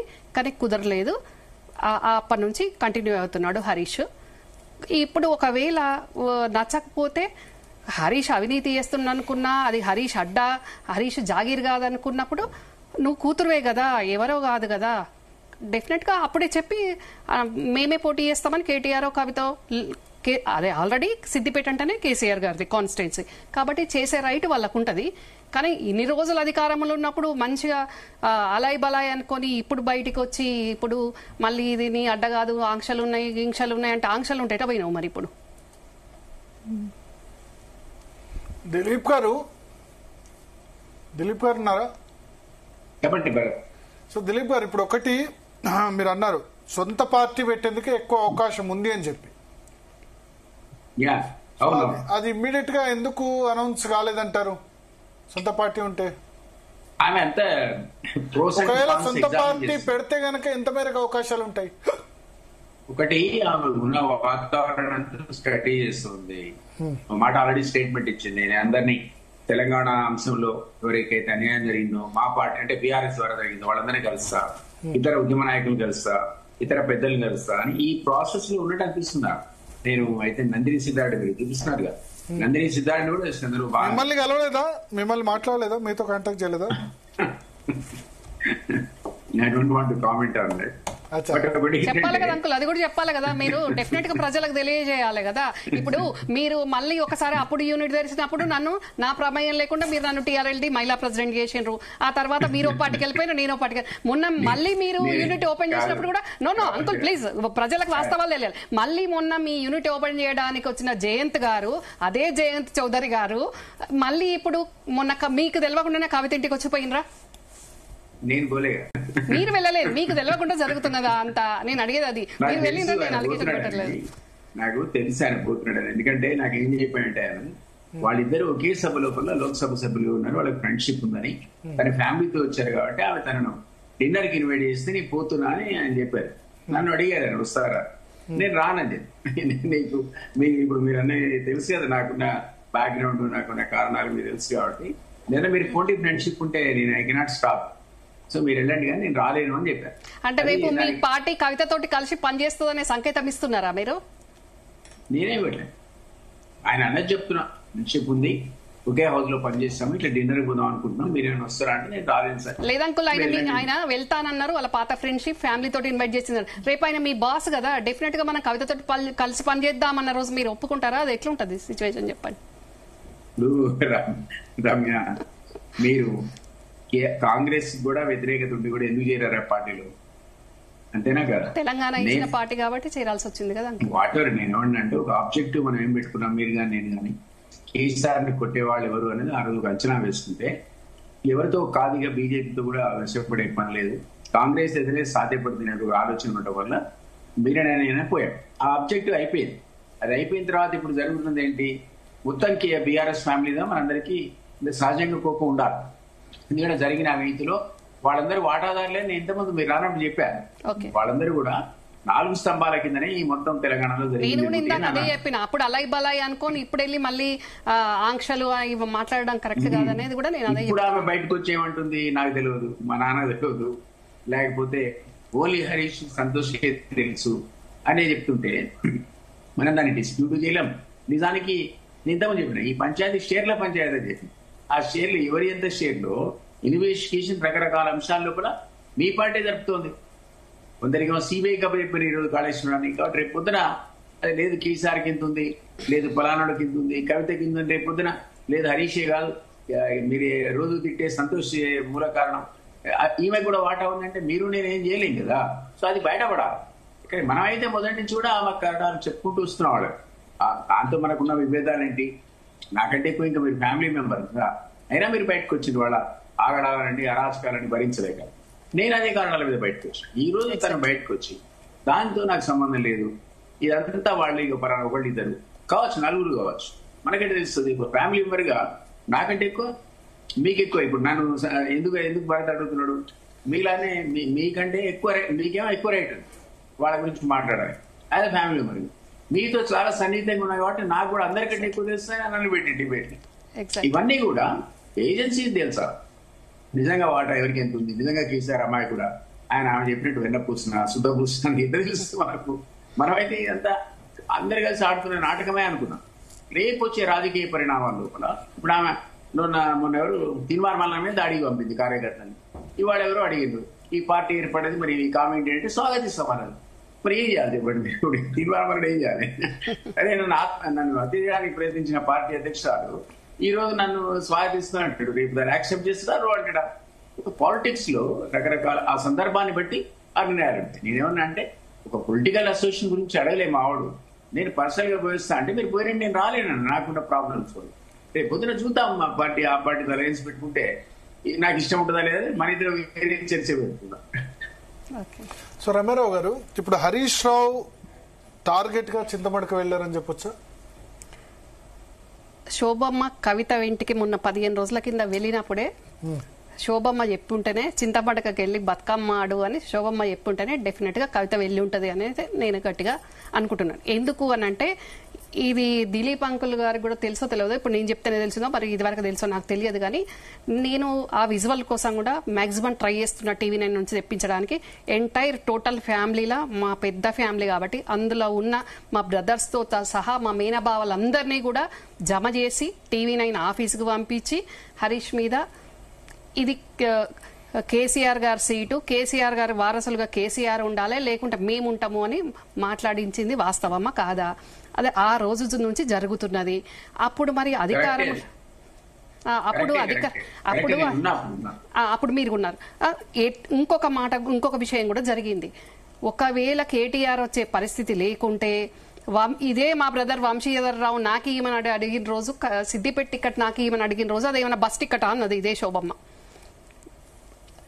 అదే వంశీధర్ రావు హరీష్ కు శోభమ్మ వద్దు అన్నప్పుడు 2005లోనే కేసీఆర్ గారు రిజైన్ చేసినాక అప్పుడు సిద్దిపేట సీటు ఖాళీ అయిన సందర్భంలో నాకు కావాలని వంశీధర్ రావు అడిగితే ఇదేమైనా బస్ టిక్కటా? 2005 కదండి, ఇప్పుడు 25 కదా, 20 ఇయర్స్ బ్యాక్ కదండి, ఇప్పుడు ఇది 25 కదా, 20 ఇయర్స్ బ్యాక్ కదా. ఇప్పుడు వంశీధర్ రావు నియర్లీ 49-50 అయితే ఉంటాయి కదా డెఫినెట్ గా. 25 ఏళ్ల వయసులో అడిగాడు. అప్పుడు కేటీఆర్ చేసే అర్హత ఉన్నప్పుడు వంశీధర్ రావు కూడా ఉంటది కదా. యాక్చువల్ గా అక్కడ సిద్దిపేటలో కేసీఆర్ ను లీడర్ గా చేసింది, కేసీఆర్ ని ఎమ్మెల్యేగా చేసింది మా నాన్న రంగారావు కదా. స్టార్టింగ్ అంతా రంగారావే కదా. మరి రంగారావు కొడుకు అడిగితే తప్పేంది దాంట్లో? అయితే కేటీఆర్ రాకుంటే అవసరమైతే నేనైనా నిల్చుంటా సిద్దిపేట నుంచి అంది శోభమ్మ. ఆ కాలంలోనే ఇది ఎంతమందికి తెలుసు? ఇప్పుడు దిలీప్ అంకుల్ అంటే మాకు వెరీ క్లోజ్ గా ఫ్యామిలీ మెంబర్ లాగా ఉన్నారు కాబట్టి దిలీప్ అంకుల్ గానీ, కేకే మహేందర్ వారికి గానీ అట్లాంటి వాళ్ళకి కొంతమందికి తెలుసు ఇంటర్నల్ గా ఏం జరిగింది అని. అది ఆ రోజు నుంచి నడుస్తున్నది. ఇప్పుడు ఏంది అని అంటే ఇప్పుడు అధికారం లేకపోయినాక పీక్స్ కోయింది అంతే పరిస్థితి. అంటే ఇక్కడ ఒకటేనండి నేను చెప్పినట్టు విభజించి పాలించడము. ఒకసారి తనొస్తా అంటది, ఒకసారి వంశీధర్ రావును ఎక్స్పోజ్ చేస్తారు, నువ్వు వెళ్ళి పని చేసుకుంటారు. ఇప్పుడు మళ్ళీ కవిత అంటే ఇప్పుడు సిద్దిపేట నుంచి వచ్చే ఎన్నికలు కవిత పోటీ చేస్తారని చర్చ అయితే జరుగుతోంది. నిజంగా హరీష్ ని ఢీకొట్టడం కవితకు సాధ్యమే? అది కాదండి. చేస్తాము అనుకున్నప్పుడు కేసీఆర్ గారు చెప్తే హరీష్ పక్కకు జరగడా? అదే స్థానం కావాల్సిన అవసరం ఏముంది? కవితకు కావాలనుకుంటే గజ్వేల్ తీసుకోరాదా? మొన్నటి వరకు అధికారంలో ఉన్నప్పుడు నిజామాబాద్ అని, ఇప్పుడు ఆడ నిండా మునిగినాక ఇప్పుడు వచ్చేమో మళ్ళీ చింతమడక అనుకుంటూ. నేను ఒకటే తెలంగాణ ప్రజలకు తెలవాలి, భరత్ గారు మీకు కూడా చెప్తున్నా, అధికారంలో ఉన్నప్పుడేమో అమెరికా లండన్ లో బతుకమ్మలు ఆడినరు, అధికారంలో లేనప్పుడు కష్టకాలంలో ఇప్పుడు చింతమడక బతుకమ్మ, చింతమడక ప్రజలు కావాలన్నా అంటే చింతమడక అంటే అంత చిన్న చూపు ఉందా? అధికారం లేకుంటే చింతమడక గ్రామ ప్రజలు కావాలి, కష్టం వచ్చింది అని అమ్మా నాన్న బతికుండి అమ్మా నాన్న ఫామ్ హౌస్లు ఉండగా ఇప్పుడు చింతమడకకెళ్ళి బతుకమ్మ ఆడుకునే రైట్ డెఫినెట్ గా కవితకు 100% ఉంటది. ఒక ఆడబిడ్డగా నేనైనా వెళ్ళొచ్చు, కవిత అయినా వెళ్ళొచ్చు. కానీ అక్కడికి వెళ్ళి మళ్ళీ నాకు మీకు తెలియదండి. నేను అన్నిటికీ అట్లా తొందరపడి నేనేం పబ్లిసిటీ చేసుకున్నాను. కవిత కంటే ముందు ఊరి గ్రామస్తులు మా పార్టీకి సంబంధించిన వాళ్ళు తక్కువ మందే ఉండొచ్చు, కాంగ్రెస్ వాళ్ళు, కానీ వాళ్ళు నన్ను ఇన్వైట్ చేసిండ్రు. ఇన్వైట్ చేస్తే నేను కొంచెం బిజీగా ఉన్నా, నేను చూసుకొని చెప్తా టైము, మీరేం రాకండి, నేను చెప్పినప్పుడు టైం ఇచ్చినప్పుడు నేను వస్తా అని చెప్పిన. ఈ లోపల కవిత ఫిక్స్ అయిపోయింది, వెళ్ళింది. అదే రోజు నాకు వెళ్లాల్సిన అవసరం లేదు కదా, పోటీ పడ్డట్టు. ఎవరైతే ఇద్దరమ్మ ఊరి ఆడబిడ్డలమే, కవిత వెళ్తేంది, నేను వెళ్తేంది.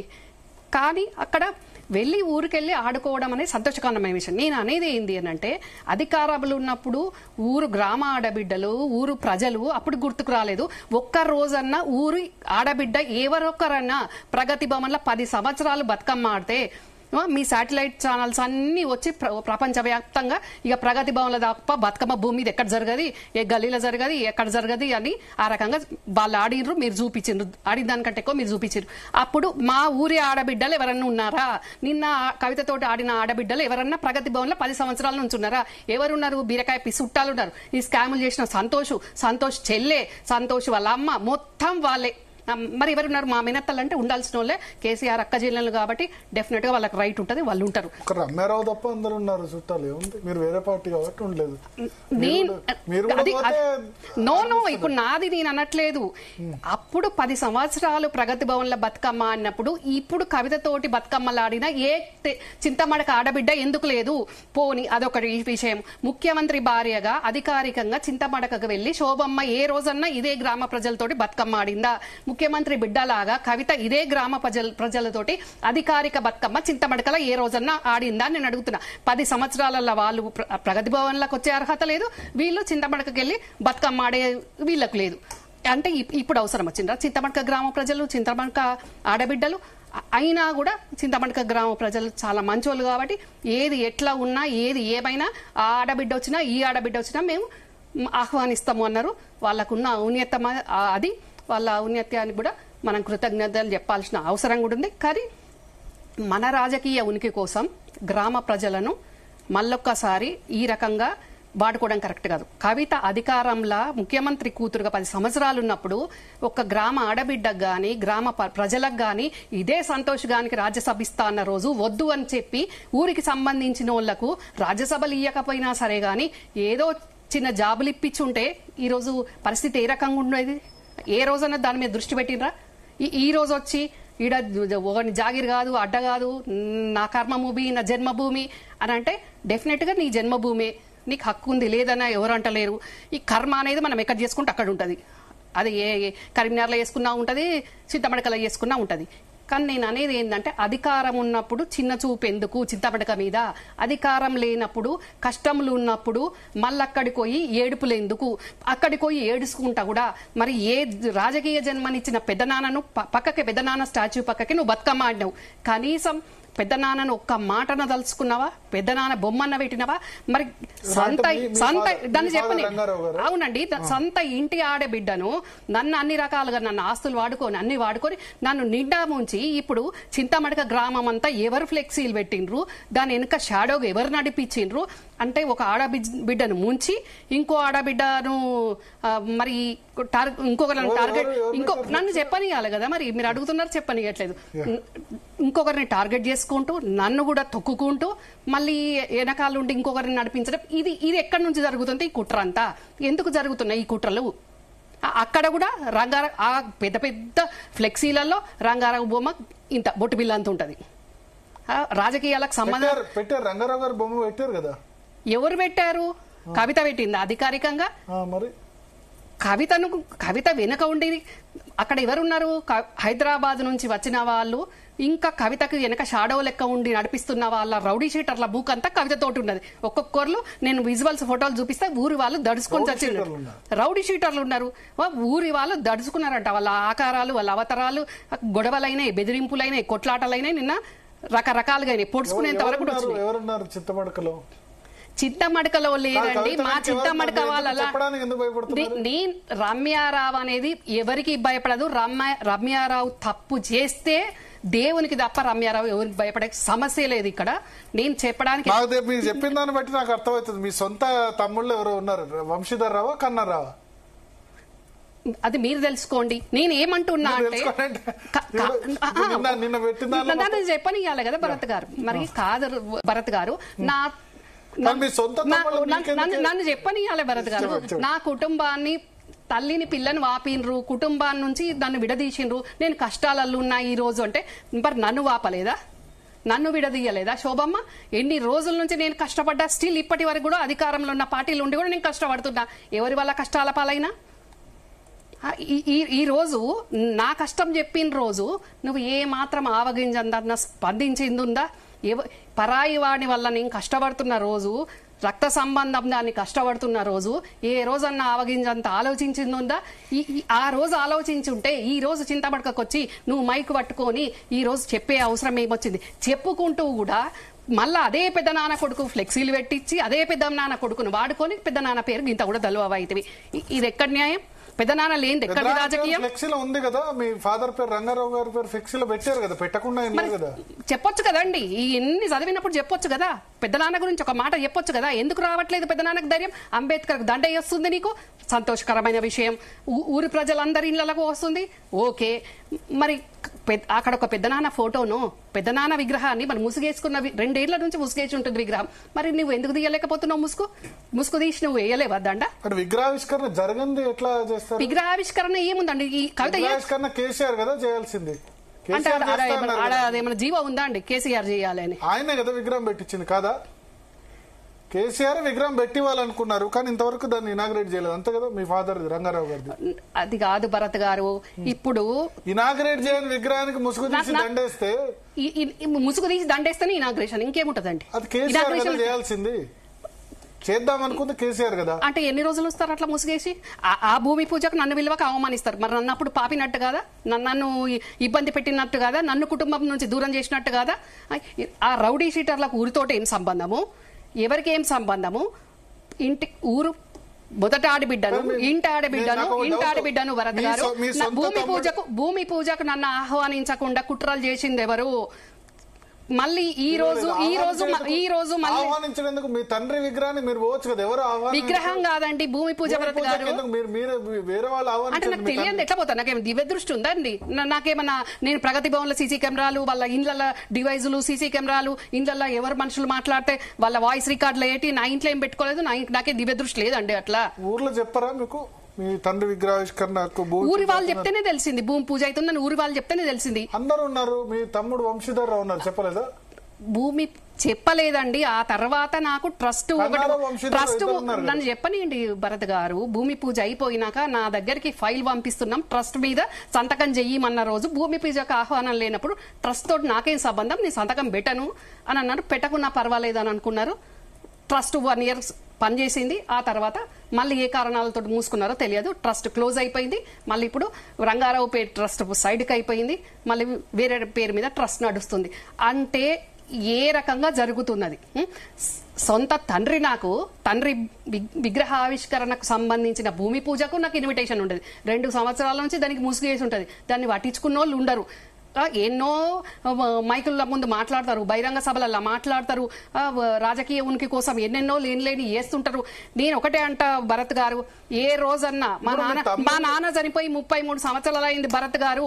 33 సంవత్సరాలల్లా అధికారికంగా గాని సొంత అన్నాని గాని కేసీఆర్ ఏ రోజన్నా ప్రగతి భవన్ లో, మా బాబాయ్ అయిన కేసీఆర్ ప్రగతి భవన్ లో ఏ రోజన్నా మా నాన్నది గింతంత చిన్న ఫోటో పెట్టి ఒక దండేసిండా, దండం పెట్టిండా, శోభమ్మ దండ ఏనిచ్చిందా, దండం పెట్టనిచ్చిద్దామా నాన్నకు నేను అడుగుతున్నా.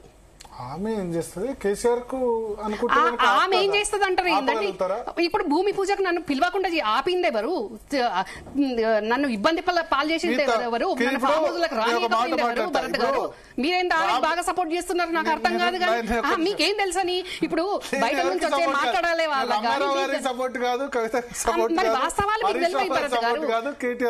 భరత్ గారు. వాస్తవాలు కుటుంబ సభ్యులుగా మాకు తెలుస్తాయండి, బయట అనాలిసిస్ చేస్తారు.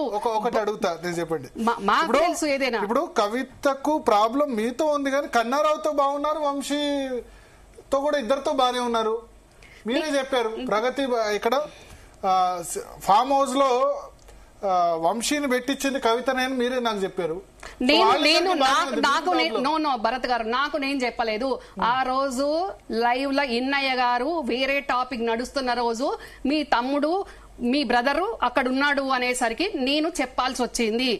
ఎవరు అక్కడ ఉంచిండ్రు, ఎవరు ఇన్ఫార్మర్ ఉంచుకున్నారు, ఎవరి మీద కుట్రలు చేయడానికి పెట్టుకున్నారు. కవితమ్మనేమో ఇన్ఫార్మర్ గా పెట్టుకుంది, శోభమ్మనేమో హరీష్ ను టార్గెట్ చేయడానికి పెట్టుకుంది. అక్కడ జరిగేది వేరు.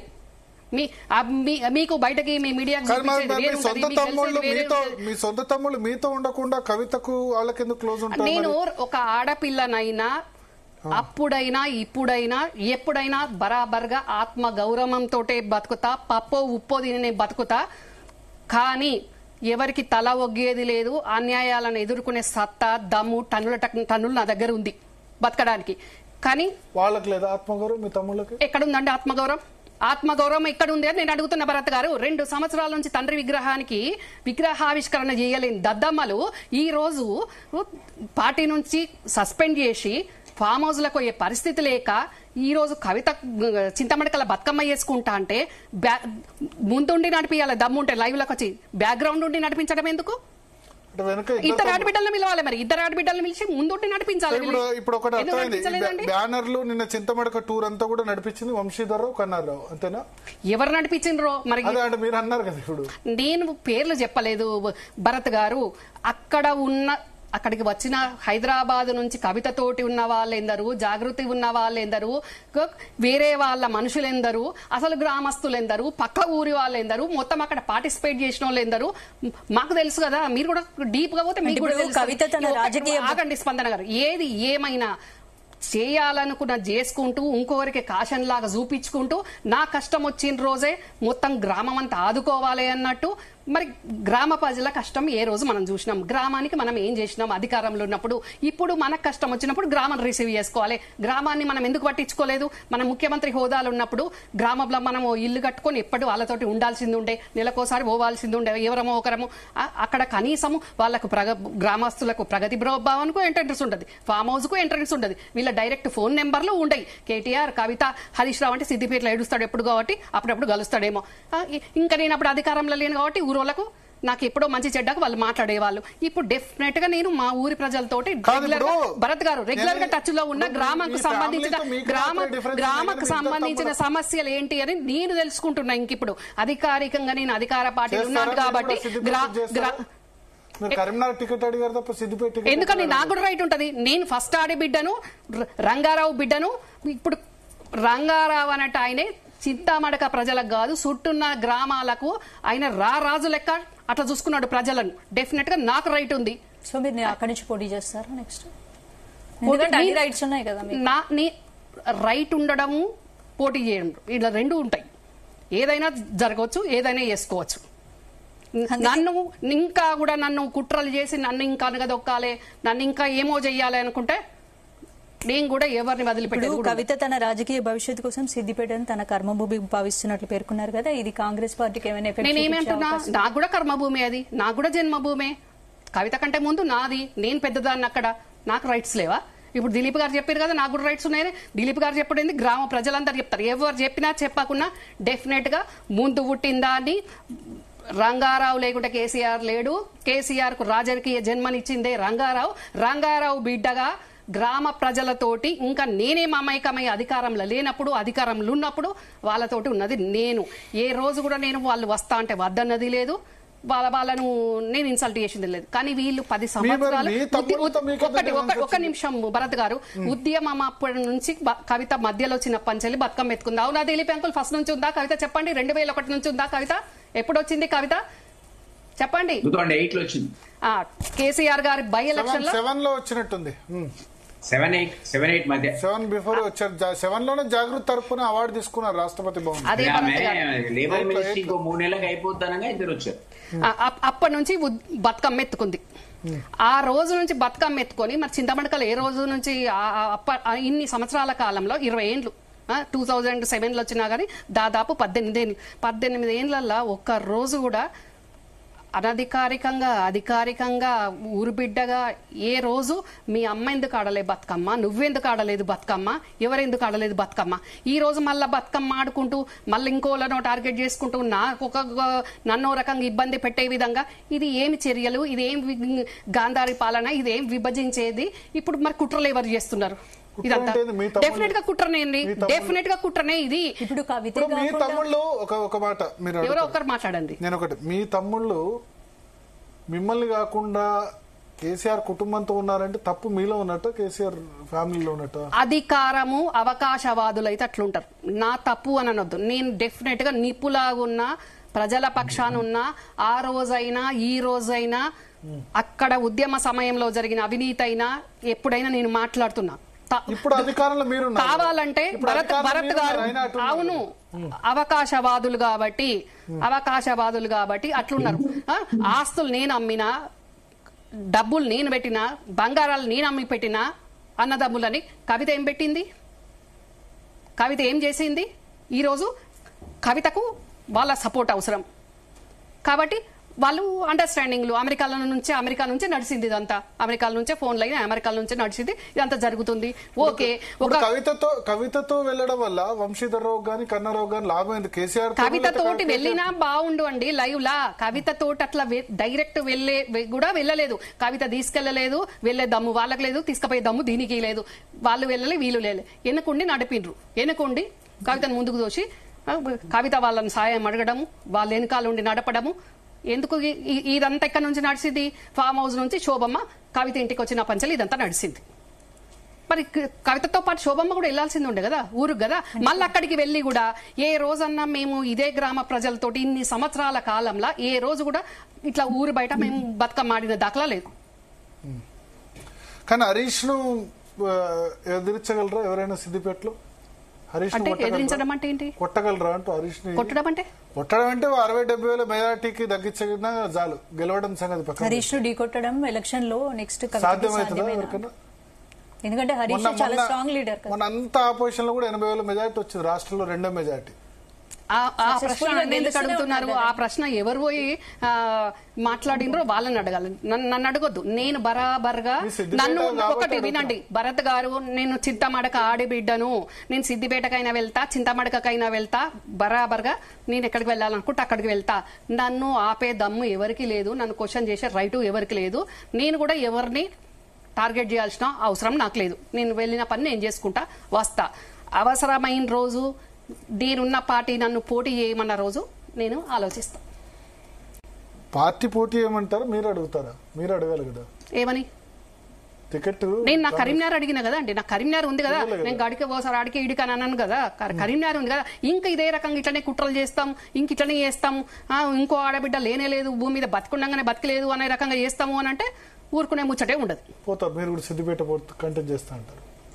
ఒకటి భరత్ గారు, మా నాన్న రంగారావు భూమి మీద బతికలేడు. బతికున్న బాబాయి చంద్రశేఖరరావును దూరం చేసిండ్రు.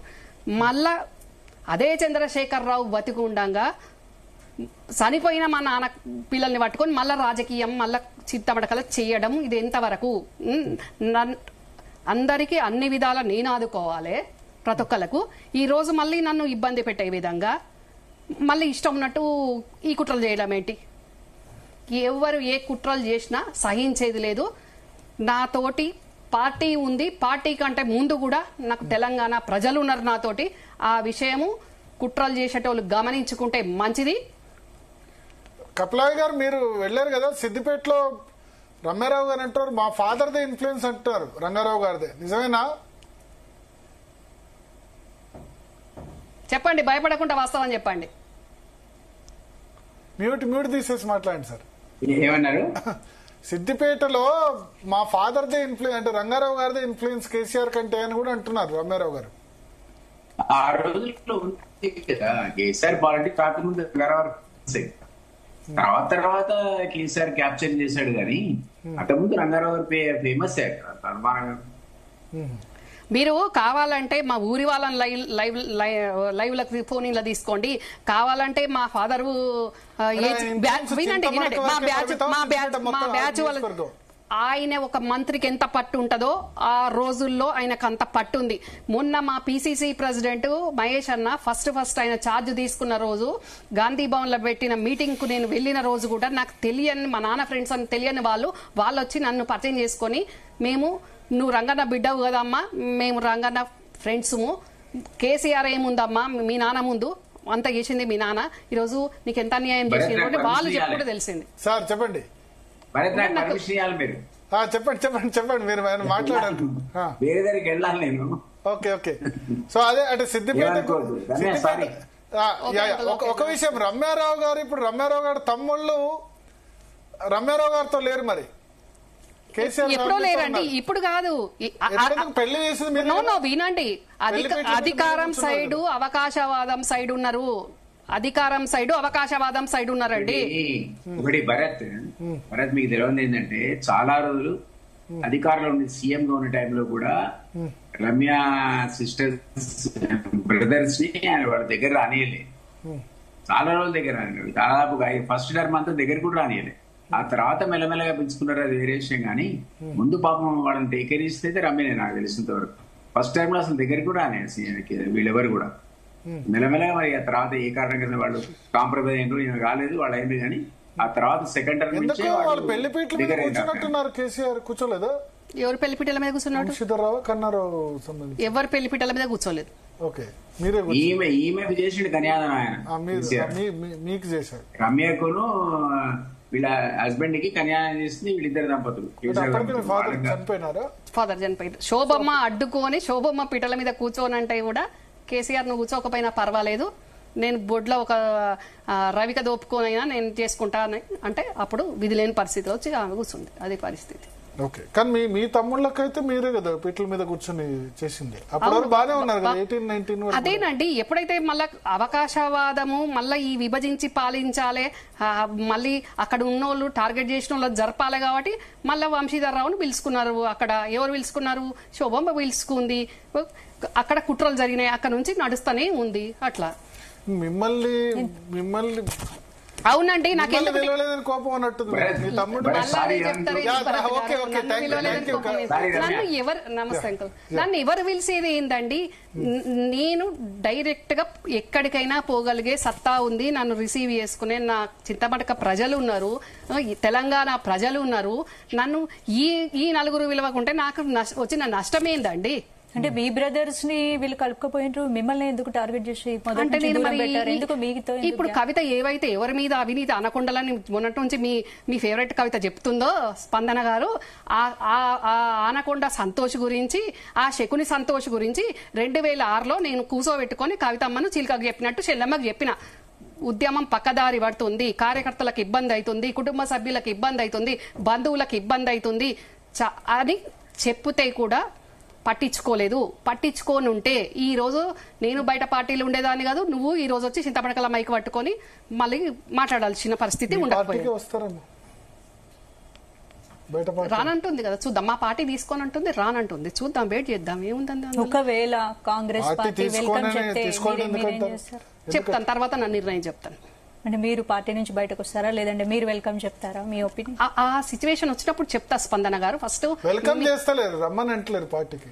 నేను ఏమంటానంటే కాంగ్రెస్ లోకి ఎవరైనా రమ్మని చెప్పాలి కదా. భరత్ గారు, ఏ బీఆర్ఎస్ పార్టీ మీద అయితే ఏ జాగృతి కార్యకర్తల దౌష్టికాలకు కాంగ్రెస్ కార్యకర్తలు కేసులు పెట్టించుకొని వాళ్ళ జీవితాలు కోల్పోయింది. మళ్ళీ వినండి, కంప్లీట్ చేయని కదా, మళ్ళీ మీ డౌట్ కు నేను చెప్తాను. వాళ్ళ దాష్టికాలకు బలైపోయిన కాంగ్రెస్ కార్యకర్తలు స్టిల్ మేము ఇప్పుడు అధికారంలో 2 సంవత్సరాలు కావస్తుంటే కూడా మా కార్యకర్తల మీద ఉన్న కేసులు కార్యకర్తల మీద అట్లనే ఉంటే వాళ్ళు కవిత కాంగ్రెస్ కు వస్తానంటే వాళ్ళు ఎట్లా కలిసి పనిచేస్తారు, వాళ్ళు ఏ రకంగా ఒప్పుకుంటారు? అంటే అధికారం లేకున్నా కాంగ్రెస్ ను పట్టుకొని ఉన్న కార్యకర్తల మనోభావాలు ముఖ్యమా, కవిత రావడం ముఖ్యమా? అంటే కార్యకర్త ఎప్పుడు సిన్సియర్ గా జెండా మోసుకుంటా కూలీ లెక్కనే ఉండాలి, వాళ్ళు సమాధి అయిపోవాలి. మళ్ళీ కవిత వస్తానంటే ఆహ్వానం బలుకు అని అంటే ఇదే కార్యకర్తల మీద దాడి చేయించిన కవిత మీన్స్ కవిత కాదు, వాళ్ళ జాగృతి వాళ్ళు అందరూ. ఇవన్నీ కవిత దృష్టికి రాలేదా? దృష్టికి వచ్చిన రోజు మరి ఎందుకు స్పందించలేదు? అవి చాలా ఉన్నాయి కదండి. మీరే అడ్డుకునేటట్టున్నారు వస్తా అంటే. నేనెవరండి అడ్డుకోవడానికి? మా పిసిసి ప్రెసిడెంట్ చెప్తున్నారు వద్దని, మా సీఎం చెప్తున్నాడు వద్దని.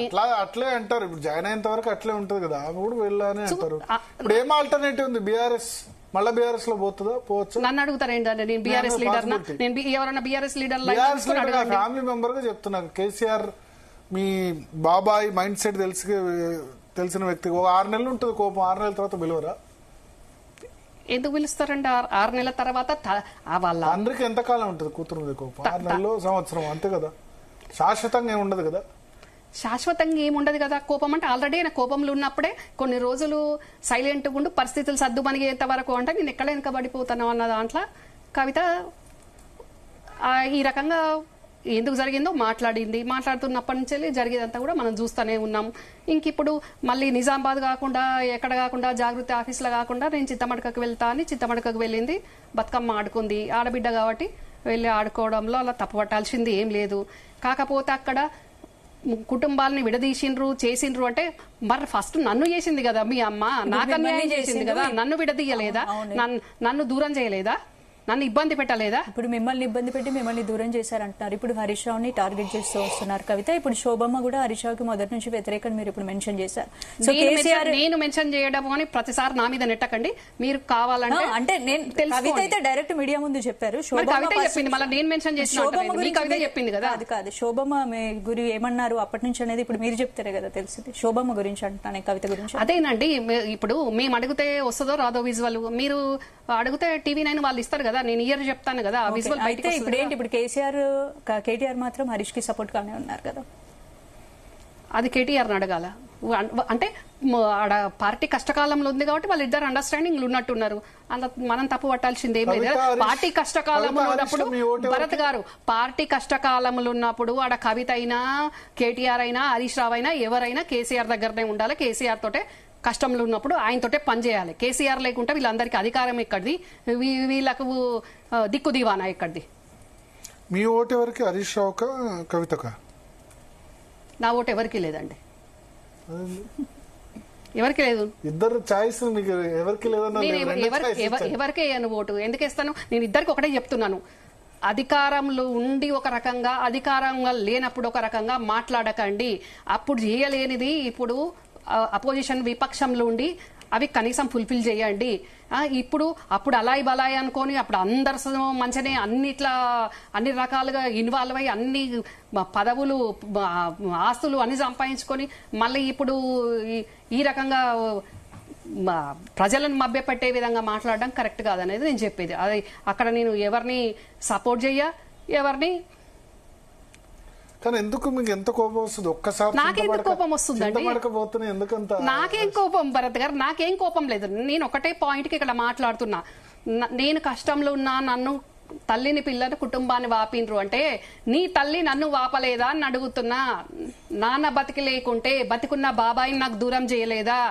ఎన్ని సంవత్సరాల నుంచి నేను బయట ఉన్నా, ఎన్ని సంవత్సరాల నుంచి నేను పాకిస్తాన్ లో బతికిన తెలంగాణలో పాకిస్తాన్ కు తప్పిపోతేనన్నా వాళ్ళ మీద కొంచెం జాలి చూపిస్తారు. అంతకంటే దారుణంగా బతికి ఉన్నా.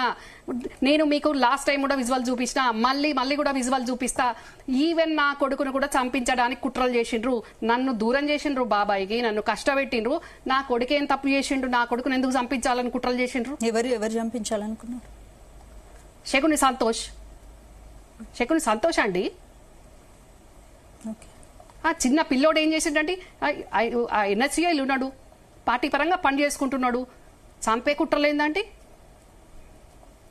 మరి ఇదే నా కొడుకు మీద చంపే కుట్రలు చేసినప్పుడు, నేను డీజీపీ ఆఫీస్కి పోయినప్పుడు దేశమంతా లైవ్ వచ్చినప్పుడు ఎందుకు కవిత మాట్లాడలేదు సంతోష్ తోటి, పిల్లోడు ఏం చేసిండు అని? అంటే మీరు చేసుకున్న వాటిలో తేడాలు వచ్చినప్పుడు, నువ్వు ఎవరి మీద అయితే బినామీలు పెట్టినావో అక్కడ ఇబ్బందులు తలెత్తినప్పుడు, నేను పార్టీ నుంచి బయటకు వచ్చే పరిస్థితి చేసినప్పుడు ఇప్పుడు వాళ్ళ మీద మాట్లాడుతున్నావు. ఇదివరకే మాట్లాడి ఉంటే బాగుండేది. సో ఫైనల్ గా ఇప్పుడు ఏంది, హరీష్ రావు కోటను అయితే కదల్చడం కష్టం సిద్దిపేటలో. అది హరీష్ రావు కోట, అది కేసీఆర్ కోట అనేది ఏముండదు. అది అక్కడ ఏమి శిలాశాసనం లేదు, ఇది వీళ్ళ కోట వాళ్ళ కోట అనేది. 85 నుంచి ఎవరు గెలవలేదు, 40 సంవత్సరాలు ఎవరు గెలవలేదు అని అంటే మళ్ళీ అదే మాట్లాడతారు. 85 నుంచి 2025 ఇవాళ 40 సంవత్సరాలుగా కోట చెక్కుతారలేదు ఫ్యామిలీ మెంబర్స్. భరత్ గారు, మా నాన్న రంగారావు చంద్రశేఖరరావుని ఎమ్మెల్యే చేసిండు, చేసిన పంచేలా ఆయన గెలుచుకుంటూ వస్తున్నాడు. ఈ పార్టీ పుట్టించినాక తప్పనిసరి పరిస్థితిలో కేసీఆర్ అది వదులుకోవాల్సి వచ్చినప్పుడు నమ్మకమైన వ్యక్తిని ఉండాలి కాబట్టి అక్కడ హరీష్ ను అక్కడ అకామిడేట్ చేయడం జరిగింది. వేరే శోభమ్మ నేను చేస్తా అన్నా గానీ శోభమ్మ తోటి కాదు కాబట్టి, శోభమ్మ నుంచి కేసీఆర్ కు మానిటర్ చేయడం ఇబ్బంది కాబట్టి భరత్ గారు హరీష్ ను ఇంత చదువుకున్నోడు మేనల్లుడు ఇంత నమ్మకస్తుడు అని నన్ను అక్కడ అకామిడేట్ చేసి. మీ వంశీధరరావుకు సిద్దిపేట నుంచి కంటెస్ట్ చేయడం ఇంట్రెస్ట్ ఉన్నట్టుంది, మీ తమ్ముడికి సపోర్ట్ చేస్తారు? అవునండి, ఆయన అడిగిండు ఆల్రెడీ. అడిగితే ఇదేమన్నా బస్ టిక్కట బాబాయ్ చేయనప్పుడు నేను చేస్తా అని వంశీధరరావు అడిగితే ఇదేమన్నా బస్ టిక్కట అన్నది ఇదే శోభమ్మ. కానీ ఇప్పుడు సపోర్ట్ చేస్తున్నారు సరే, అప్పుడు అన్నదో లేదు కానీ ఇప్పుడు సపోర్ట్ చేస్తున్నారు. మీరే ఇప్పుడు సపోర్ట్ చేస్తే సిద్దిపేట ఎందుకంటే 119 నియోజకవర్గాలు ఉన్నాయి, ఇంకా వేరేది ఇది వరాదా? ఆ సిద్దిపేట ఎందుకు? సిద్దిపేట ఎందుకు అడుగుతున్నాం? పుట్టిన ప్లేస్ కాబట్టి, సొంతూరు కదా ఫాదర్ది. అంటే ఒకసారి హరీష్ను చేసుకోమంటారు, మళ్ళీ ఒకసారి వంశీధరరావుని చేసుకోమంటారు. ఇది ఇప్పుడు కవిత పోటీ చేయాలనుకుంటాను. మీకు చెప్పిందా? చెప్పింది కదా ఇప్పుడు సొంత దూకుడు చూసారు. రమ్యారావు వర్సెస్ హరీష్ రావు వర్సెస్ వంశీధరరావు అయితే ఎవరు గెలుస్తారు చూడండి. అట్లాంటి పరిస్థితి వస్తే అవసరమైతే సొంత తమ్ముడు మీద సొంత మీకేమైతారు హరీష్ రావు మరిదిగా కేవలం రాజకీయాల కోసం రక్త సంబంధాన్ని కాదు అని వాళ్ళు అనుకున్నప్పుడు నేను కూడా అంతే అనుకుంటా కదా. వాళ్ళు రాజకీయం రక్త సంబంధం కంటే రాజకీయమే ముఖ్యం అనుకున్నప్పుడు డెఫినెట్ గా నేను కూడా అనుకుంటా కదా. హరీష్ రావు కంటే, కవిత కంటే, కేటీఆర్ కంటే, వంశీధరరావు కంటే పెద్దదాన్ని నేను, ఊరు ఆడిబిడ్డని నేను. అందరికంటే ఏజ్ లో పెద్ద పిల్లల్లో మీరేనా? అవును, నేనే పెద్దదాన్ని. మీ తర్వాత ఎవరు? నా తర్వాత హరీష్ రావు. ఓకే, హరీష్ రావు తర్వాత? హరీష్ రావు తర్వాత వంశీధరరావు, తర్వాత కేటీఆర్. ఓ, కేటీఆర్ కూడా చిన్న, వంశీధర్ అందరు చిన్నే. హరీష్ వంశీధర తర్వాత కేటీఆర్. ఇప్పుడు ఎవరు చిన్న ఎవరు పెద్ద అయితే కవిత. కన్నారావు తర్వాత కవిత. కవిత లాస్ట్, నేను ఫస్ట్, కవిత లాస్ట్. అట్లా. సో అందరికంటే చిన్న ఎందుకు ఇబ్బంది పెడుతున్నారు? ఎవరు ఇబ్బంది పెడుతున్నారు? అందరు కలిసి నన్ను ఇబ్బంది పెట్టిండ్రు భరత్ గారు. మీరు భలే మాట్లాడుతున్నారు. కాదండి, ఏ రోజు నుంచి నేను చిన్న వాళ్ళని గారాబం చేయాలని ఎందుకు ఇబ్బంది పెడుతున్నారు? నేను ఎందుకు ఇబ్బంది పెడుతున్నానని నేనేమన్నట్టున్నానా? ఊరి ఆడబిడ్డ డెఫినెట్ గా వెళ్ళొచ్చు, ఆడుకునే రైట్ ఉంది అని నేను చెప్తున్నాను. అక్కడ కవితను ఎవరన్నా అడ్డుకోవాలనే పిచ్చి ప్రయత్నం చేస్తే కూడా, ఆడుకునే విషయంలో అడ్డుకోవాలనే పిచ్చి ప్రయత్నం చేస్తే కూడా అది కరెక్ట్ కాదు అని నేను అంటున్నా. నన్ను నా సొంత కన్న తండ్రి విగ్రహావిష్కరణ భూమి పూజకు నన్ను వీలక నన్ను అవమానం చేసిండ్రు. కానీ కవిత ఈ రోజు నేను వెళ్ళి బతుకమ్మ ఆడుకున్న దానికి నేనేమి దాంట్లో మంచిదే అని అంటున్నాను కదా, ఎందుకు పోయింది అని అనట్లేదు కదా. కాకపోతే దండ వేయలేదు అన్నారు, దండ వేయలేదు అని అనలేదు. ఒక్క మాట కూడా పెట్టారు. ఫ్లెక్సీల ఫోటో కవిత పెట్టిందా అండి? ఇప్పుడు అక్కడ ఒక ఫ్లెక్సీ ఉంది, ఆ ఫ్లెక్సీలా కేసీఆర్ కవిత బొమ్మలే ఉన్నాయి. మరి కేటీఆర్ ఊరు బిడ్డ కాదా, వాడు ఊరు కొడుకు కదా, మరి కేటీఆర్ బొమ్మ ఎందుకు లేదు? అది చింతమడక గ్రామం అండి, గ్రామంలో ఆడుతున్నారు కదా, ఆడ కేటీఆర్ బొమ్మ ఎందుకు లేదు? పోనీ కేటీఆర్ బొమ్మ పెట్టుకోలేదు, మరి రంగారావు బొమ్మ ఎందుకు పెట్టలేదు అందులో? చెప్పండి, అది పార్టీది కాదు కదా. మీరే అన్నారు కదా పెట్టారని.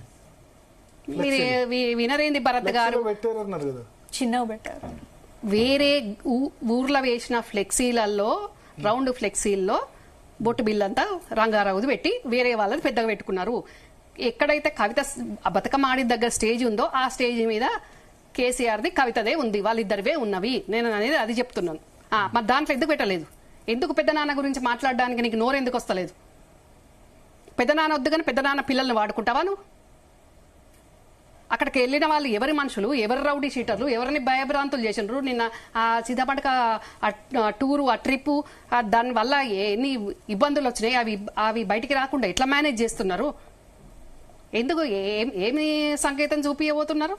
ఎవరు రౌడీ షీటర్లు అని అంటున్నారు, చెప్పట్లేదు ఎవరని. మీకు పంపిస్తా వాళ్ళ ఫోటోలు, మీరు ప్లే చేసుకోండి తర్వాత ఎప్పుడన్నా మళ్ళీ సందర్భంగా. ఇప్పుడు ఎవరు వాళ్ళ పేర్లు చెప్పి నాన్న ఊరు ఖరాబ్ చేసుకోండి, నాకు ఇష్టం లేదు. మీ తమ్ముళ్ళని రౌడీ షీటర్లు అంటారు? నేను తమ్ముళ్ళని రౌడీ షీటర్లు అనలేదండి. కవితతోటి వచ్చిన కొద్దిగా మూక ఉంది కదా, ఉన్నారు కదా కొందరు కవితతోటి వచ్చిన లేడీస్ ఉన్నారు, జాగృతి వాళ్ళు, కొందరు వెల్విషర్స్ ఉన్నారు, దాంతో పాటు కొంతమంది జెంట్స్ ఉన్నారు, రౌడీ షీటర్లు ఉన్నారు. మీరు దాన్ని వక్రీకరిస్తారు ఏందండి తమ్ముళ్ళు అని? పెద్దనాన్న గురించి పెద్దనాన్న ఫోటో లేదు, పెద్దనాన్న గురించి మాట్లాడలేదు.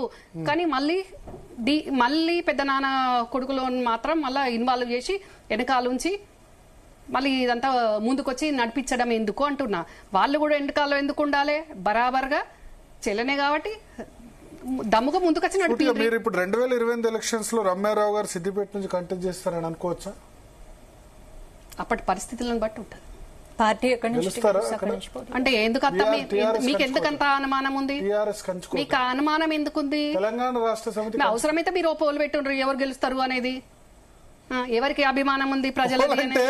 ఈ పోల్లో చింతమడక సిద్దిపేట వాళ్ళు కాదు కదా, అందరు పాల్గొంటారు, అది తెలియదు కదా. సిద్దిపేట ప్రజల్లో సిద్దిపేట ప్రజలు చింతమడక ప్రజలే యూట్యూబ్లో మనం పాల్గొనాలని పోల్ పెడితే అందరు పాల్గొంటారు. సిద్దిపేట ప్రజలే పాల్గొనాలని పెట్టాలి. మీరు పోల్ పెట్టినప్పుడు సిద్దిపేట ప్రజలే అని పాల్గొనాలని. రమ్యారావుకు ఎమ్మెల్యే కానందుకు, ఎంపీ కానందుకు రమ్యారావుకు జనబలం లేదు అని అనుకునే వాళ్ళంది అవగాహన రాహిత్యం అనుకుంటారు. బీఫామ్ టికెట్ తీసుకోలేదు కాబట్టి మీ బలం ఏందో తెలియదు అంటారా? వాళ్ళందరూ బీఫామ్ తీసుకున్నారు, మీకు బీఫామ్ రాలేదు.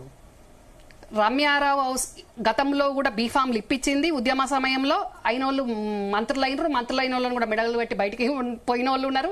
అవసరమైతే రమ్యారావు మళ్ళా కూడా రమ్యారావు తోటి బీఫామ్లు ఇప్పించే సత్తా ఉంది. అవసరమైతే రమ్యారావు కూడా బీఫామ్లు ఇస్తుంది. ఎవరు మంత్రులు? ఈటల రాజేందరే కావచ్చు, ఇంకా కొందరు ఉన్నారు. అట్లా మీరు బీఫామ్ ఇప్పించారు. ఈటల రాజేందర్ అన్న మా కేసీఆర్ గారిని డైరెక్ట్ ఉద్యమ సమయంలో కలుసుకునే యాక్సెస్ లేని సమయంలో నేను కేసీఆర్ గారికి కల్పించిన. ఎట్లా మీకు ఎట్లా పరిచయం? ఎట్లా పరిచయం అంటే ఇంటి ముందటికి వచ్చి నేను ఫలానా సార్ని కలవాలి అన్నప్పుడు అప్పుడు నా ఇంట్లో ఉండేది కాబట్టి 2004 లో కల్పించాను.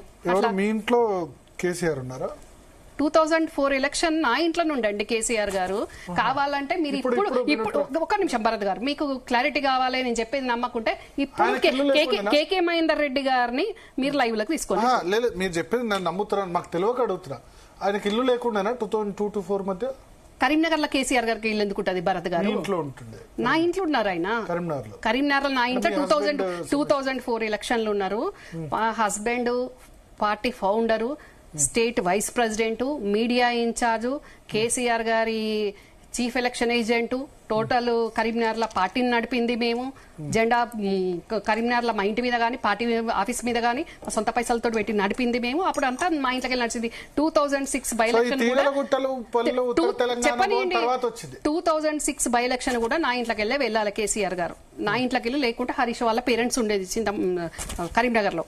అక్కడ ఉండనీయకుండా ఇక్కడ ఉండనీయకుండా శకుని సంతోష్ గారు వేరే ఇల్లు రెంట్కి తీసుకుని కేసీఆర్ గారిని అక్కడ ఎప్పుడు కరీంనగర్ వచ్చినా మీ ఇంట్లోనే ఉండేది. డెఫినెట్ గా అండి. ఎంపీ ఎలక్షన్ కూడా ఆయన కేంద్ర మంత్రి అయినప్పుడు కూడా మీకు ఇంకో తెలియని విషయం కూడా చెప్తా. కేసీఆర్ గారు కేంద్ర మంత్రి అయినాక కూడా నా ఇంట్లోనే వచ్చిండ్రు, నా ఇంట్లోనే ఉన్నారు. మా కలెక్టరేట్ లా అఫీషియల్ గా రివ్యూ మీటింగ్ పెట్టే సమయంలో కూడా ఓన్లీ అధికారికంగా ఉన్న వాళ్ళే అందులో పార్టిసిపేట్ చేయాలి. అయినా కూడా ఇంకో కుర్చీ వేయించి అల్లుని నా హస్బెండ్ కూర్చోబెట్టి ఇక్కడ నేను ఉండను, ఢిల్లీలో ఉంటా కాబట్టి ఇన్ఛార్జ్ ఈయన ఉంటారు, ఈయన చూసుకుంటారని ఆఫీసర్స్ అందరు కూడా పరిచయం చేశారు. అంటే ఆ రకంగా పనిచేస్తేనే కదా. అప్పటి వరకు మొత్తం పార్లమెంట్ అంతా చూసింది. 2004-2006 మొత్తం చూసిండ్రు. మీకు కావాలంటే ఫొటోస్ కూడా చూపిస్తా. కేసీఆర్ గారు గెలిచినాక తీసుకుంటారు కదా డిక్లరేషన్ సర్టిఫికెట్, అది కూడా మసూన్ రావు గారు తీసుకున్నారు. ఎందుకంటే ఆయన చీఫ్ ఎలక్షన్ ఏజెంట్ కాబట్టి. వైస్ ప్రెసిడెంట్ ఆయన అప్పుడు డిస్ట్రిక్ట్ ప్రెసిడెంట్ సత్యనారాయణ రెడ్డి గారు ఉన్నారు, వాళ్ళిద్దరు కలిసి తీసుకున్నారు.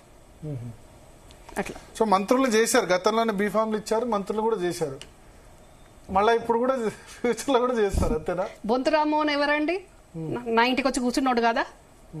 మీరే కేసీఆర్ కల్పించారు. కాసిపేట లింగయ్యను మేము కల్పించింది కదా. పెద్దపల్లి మొన్న ఎక్స్ఎమ్మెల్యే మనోహర్ రెడ్డిని ఎవరు జాయిన్ చేయించిందండి పార్టీలో? మేం కదా. అట్లా చెప్పుకుంటా పోవాలంటే చాలా పేర్లు ఉన్నాయి లేండి. చాలా మందికి హెల్ప్ చేశారు, కానీ మీకెందుకు ఎవరు హెల్ప్ చేయలేదు? వాళ్ళు బయటికి చెప్పలేకపోతున్నారు. కానీ ఒకటండి, వాళ్ళ మనసుల్లో డెఫినెట్ గా రమ్యారావుకి అన్యాయం జరిగింది, జరుగుతుంది అనేది ఒక చెల్లె లెక్క, ఒక సార్ బిడ్డ లెక్క వాళ్ళకి ఆ అభిమానం ఉంది. కాకపోతే పార్టీ లైన్లు ఉన్నప్పుడు వాళ్ళు నోరిప్పలేరు, మాట్లాడలేదు. అందుకని వాళ్ళు మాట్లాడలేకపోయిన పరిస్థితి వాళ్ళది. సరే, ఇంతమందికి బీఫామ్లు ఇచ్చారు, ఎమ్మెల్యే ఎంపీలు చేశారు, మేయర్లు ఇవన్నీ చేశారు, ఎందుకు మీకు బీఫామ్ రాకుండా?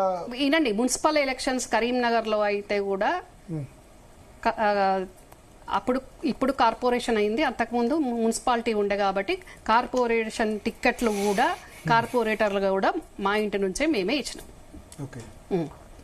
మీరు తెలుసుకోండి భరత్ గారు, ఇలా నేను ఒక్క వర్డ్ కూడా అబద్ధం చెప్పింది లేదు. ఓకే. సో అప్పుడు చాలా బీఆర్ఎస్ లో ఉన్నప్పుడు చాలా ఇన్ఫ్లుయెన్షియల్ గా ఉండే. కాంగ్రెస్ వచ్చిన తర్వాత ఎందుకు అట్లా ఇవ్వట్లేదు ఇంపార్టెన్స్? ఎవరు? కాంగ్రెస్ పార్టీ.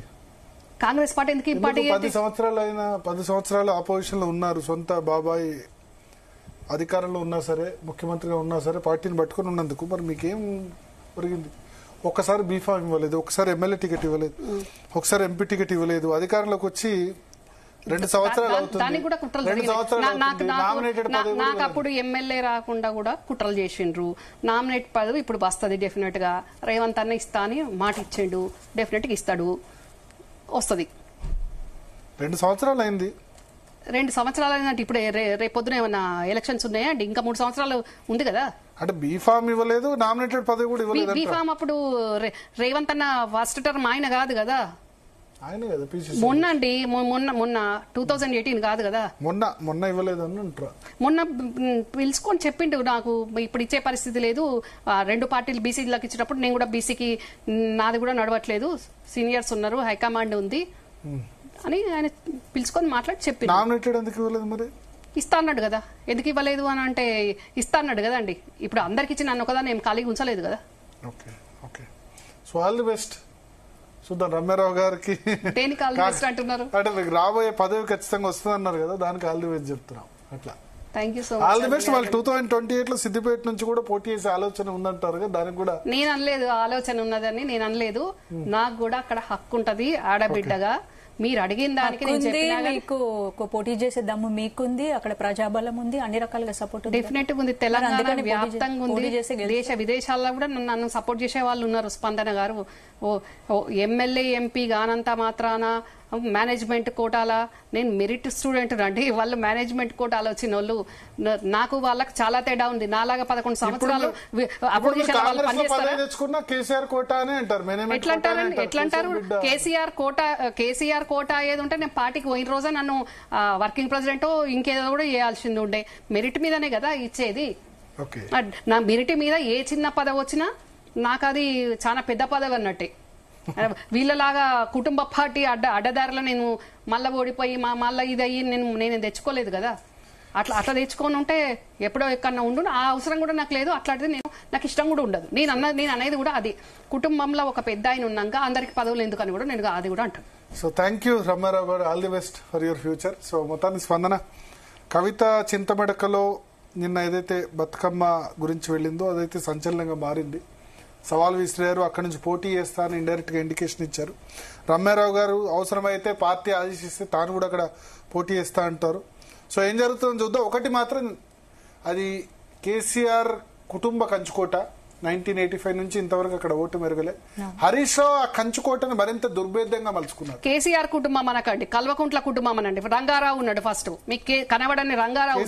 రంగారావు గారు కదా, రంగారావు కేసీఆర్ కుటుంబం ఎట్లా అవుతుందండి? కల్వకుంట్ల కుటుంబం అంటే హరీష్ రావు కల్వకుంట్ల కాదు కదా, అందుకని అన్నాను. మరి హరీష్ రావు కుటుంబం ఎట్లా అవుతాడండి? మేనల్లుడు కదా, అందుకనే కేసీఆర్ కుటుంబం ఎట్లా అంటారు? రంగారావు లేకుంటే కేసీఆర్ కుటుంబం కేసీఆర్ అని ఎట్లా అంటారండి? రంగారావు అనండి, రంగారావు కుటుంబం అనండి, కల్వకుంట్ల కుటుంబం అనండి. రంగారావు లేకుంటే కేసీఆర్ గారు మీరే అన్నారు కదా, రంగారావు గారిని తీర్చిదిద్దింది. అందుకే మీరు కల్వకుంట్ల కుటుంబం కంచుకోట అక్కడ. కల్వకుంట్ల అంటే హరీష్ రావు కల్వకుంట్ల కిందకి రారా? మరి కేసీఆర్ కుటుంబం ఎట్లయితుందండి? మరి తన్నీరు అయినప్పుడు కేసీఆర్ కుటుంబం ఎట్లయితుంది హరీష్ రావు? అయితే లేకపోతే ఏమనాలంటే కల్వకుంట్ల కుటుంబం లేదా తన్నీరు కుటుంబం కంచుకోట అని అనాలి. ఆ విధంగా అదేనండి, అట్లానండి. సో మొత్తానికి స్పందన ఒక విధంగా హరీష్ రావు మెజారిటీ అయితే ప్రతిసారి పెరుగుతూనే ఉంది. ఒక దశలో 1,00,000 మెజారిటీ కూడా దాటారు.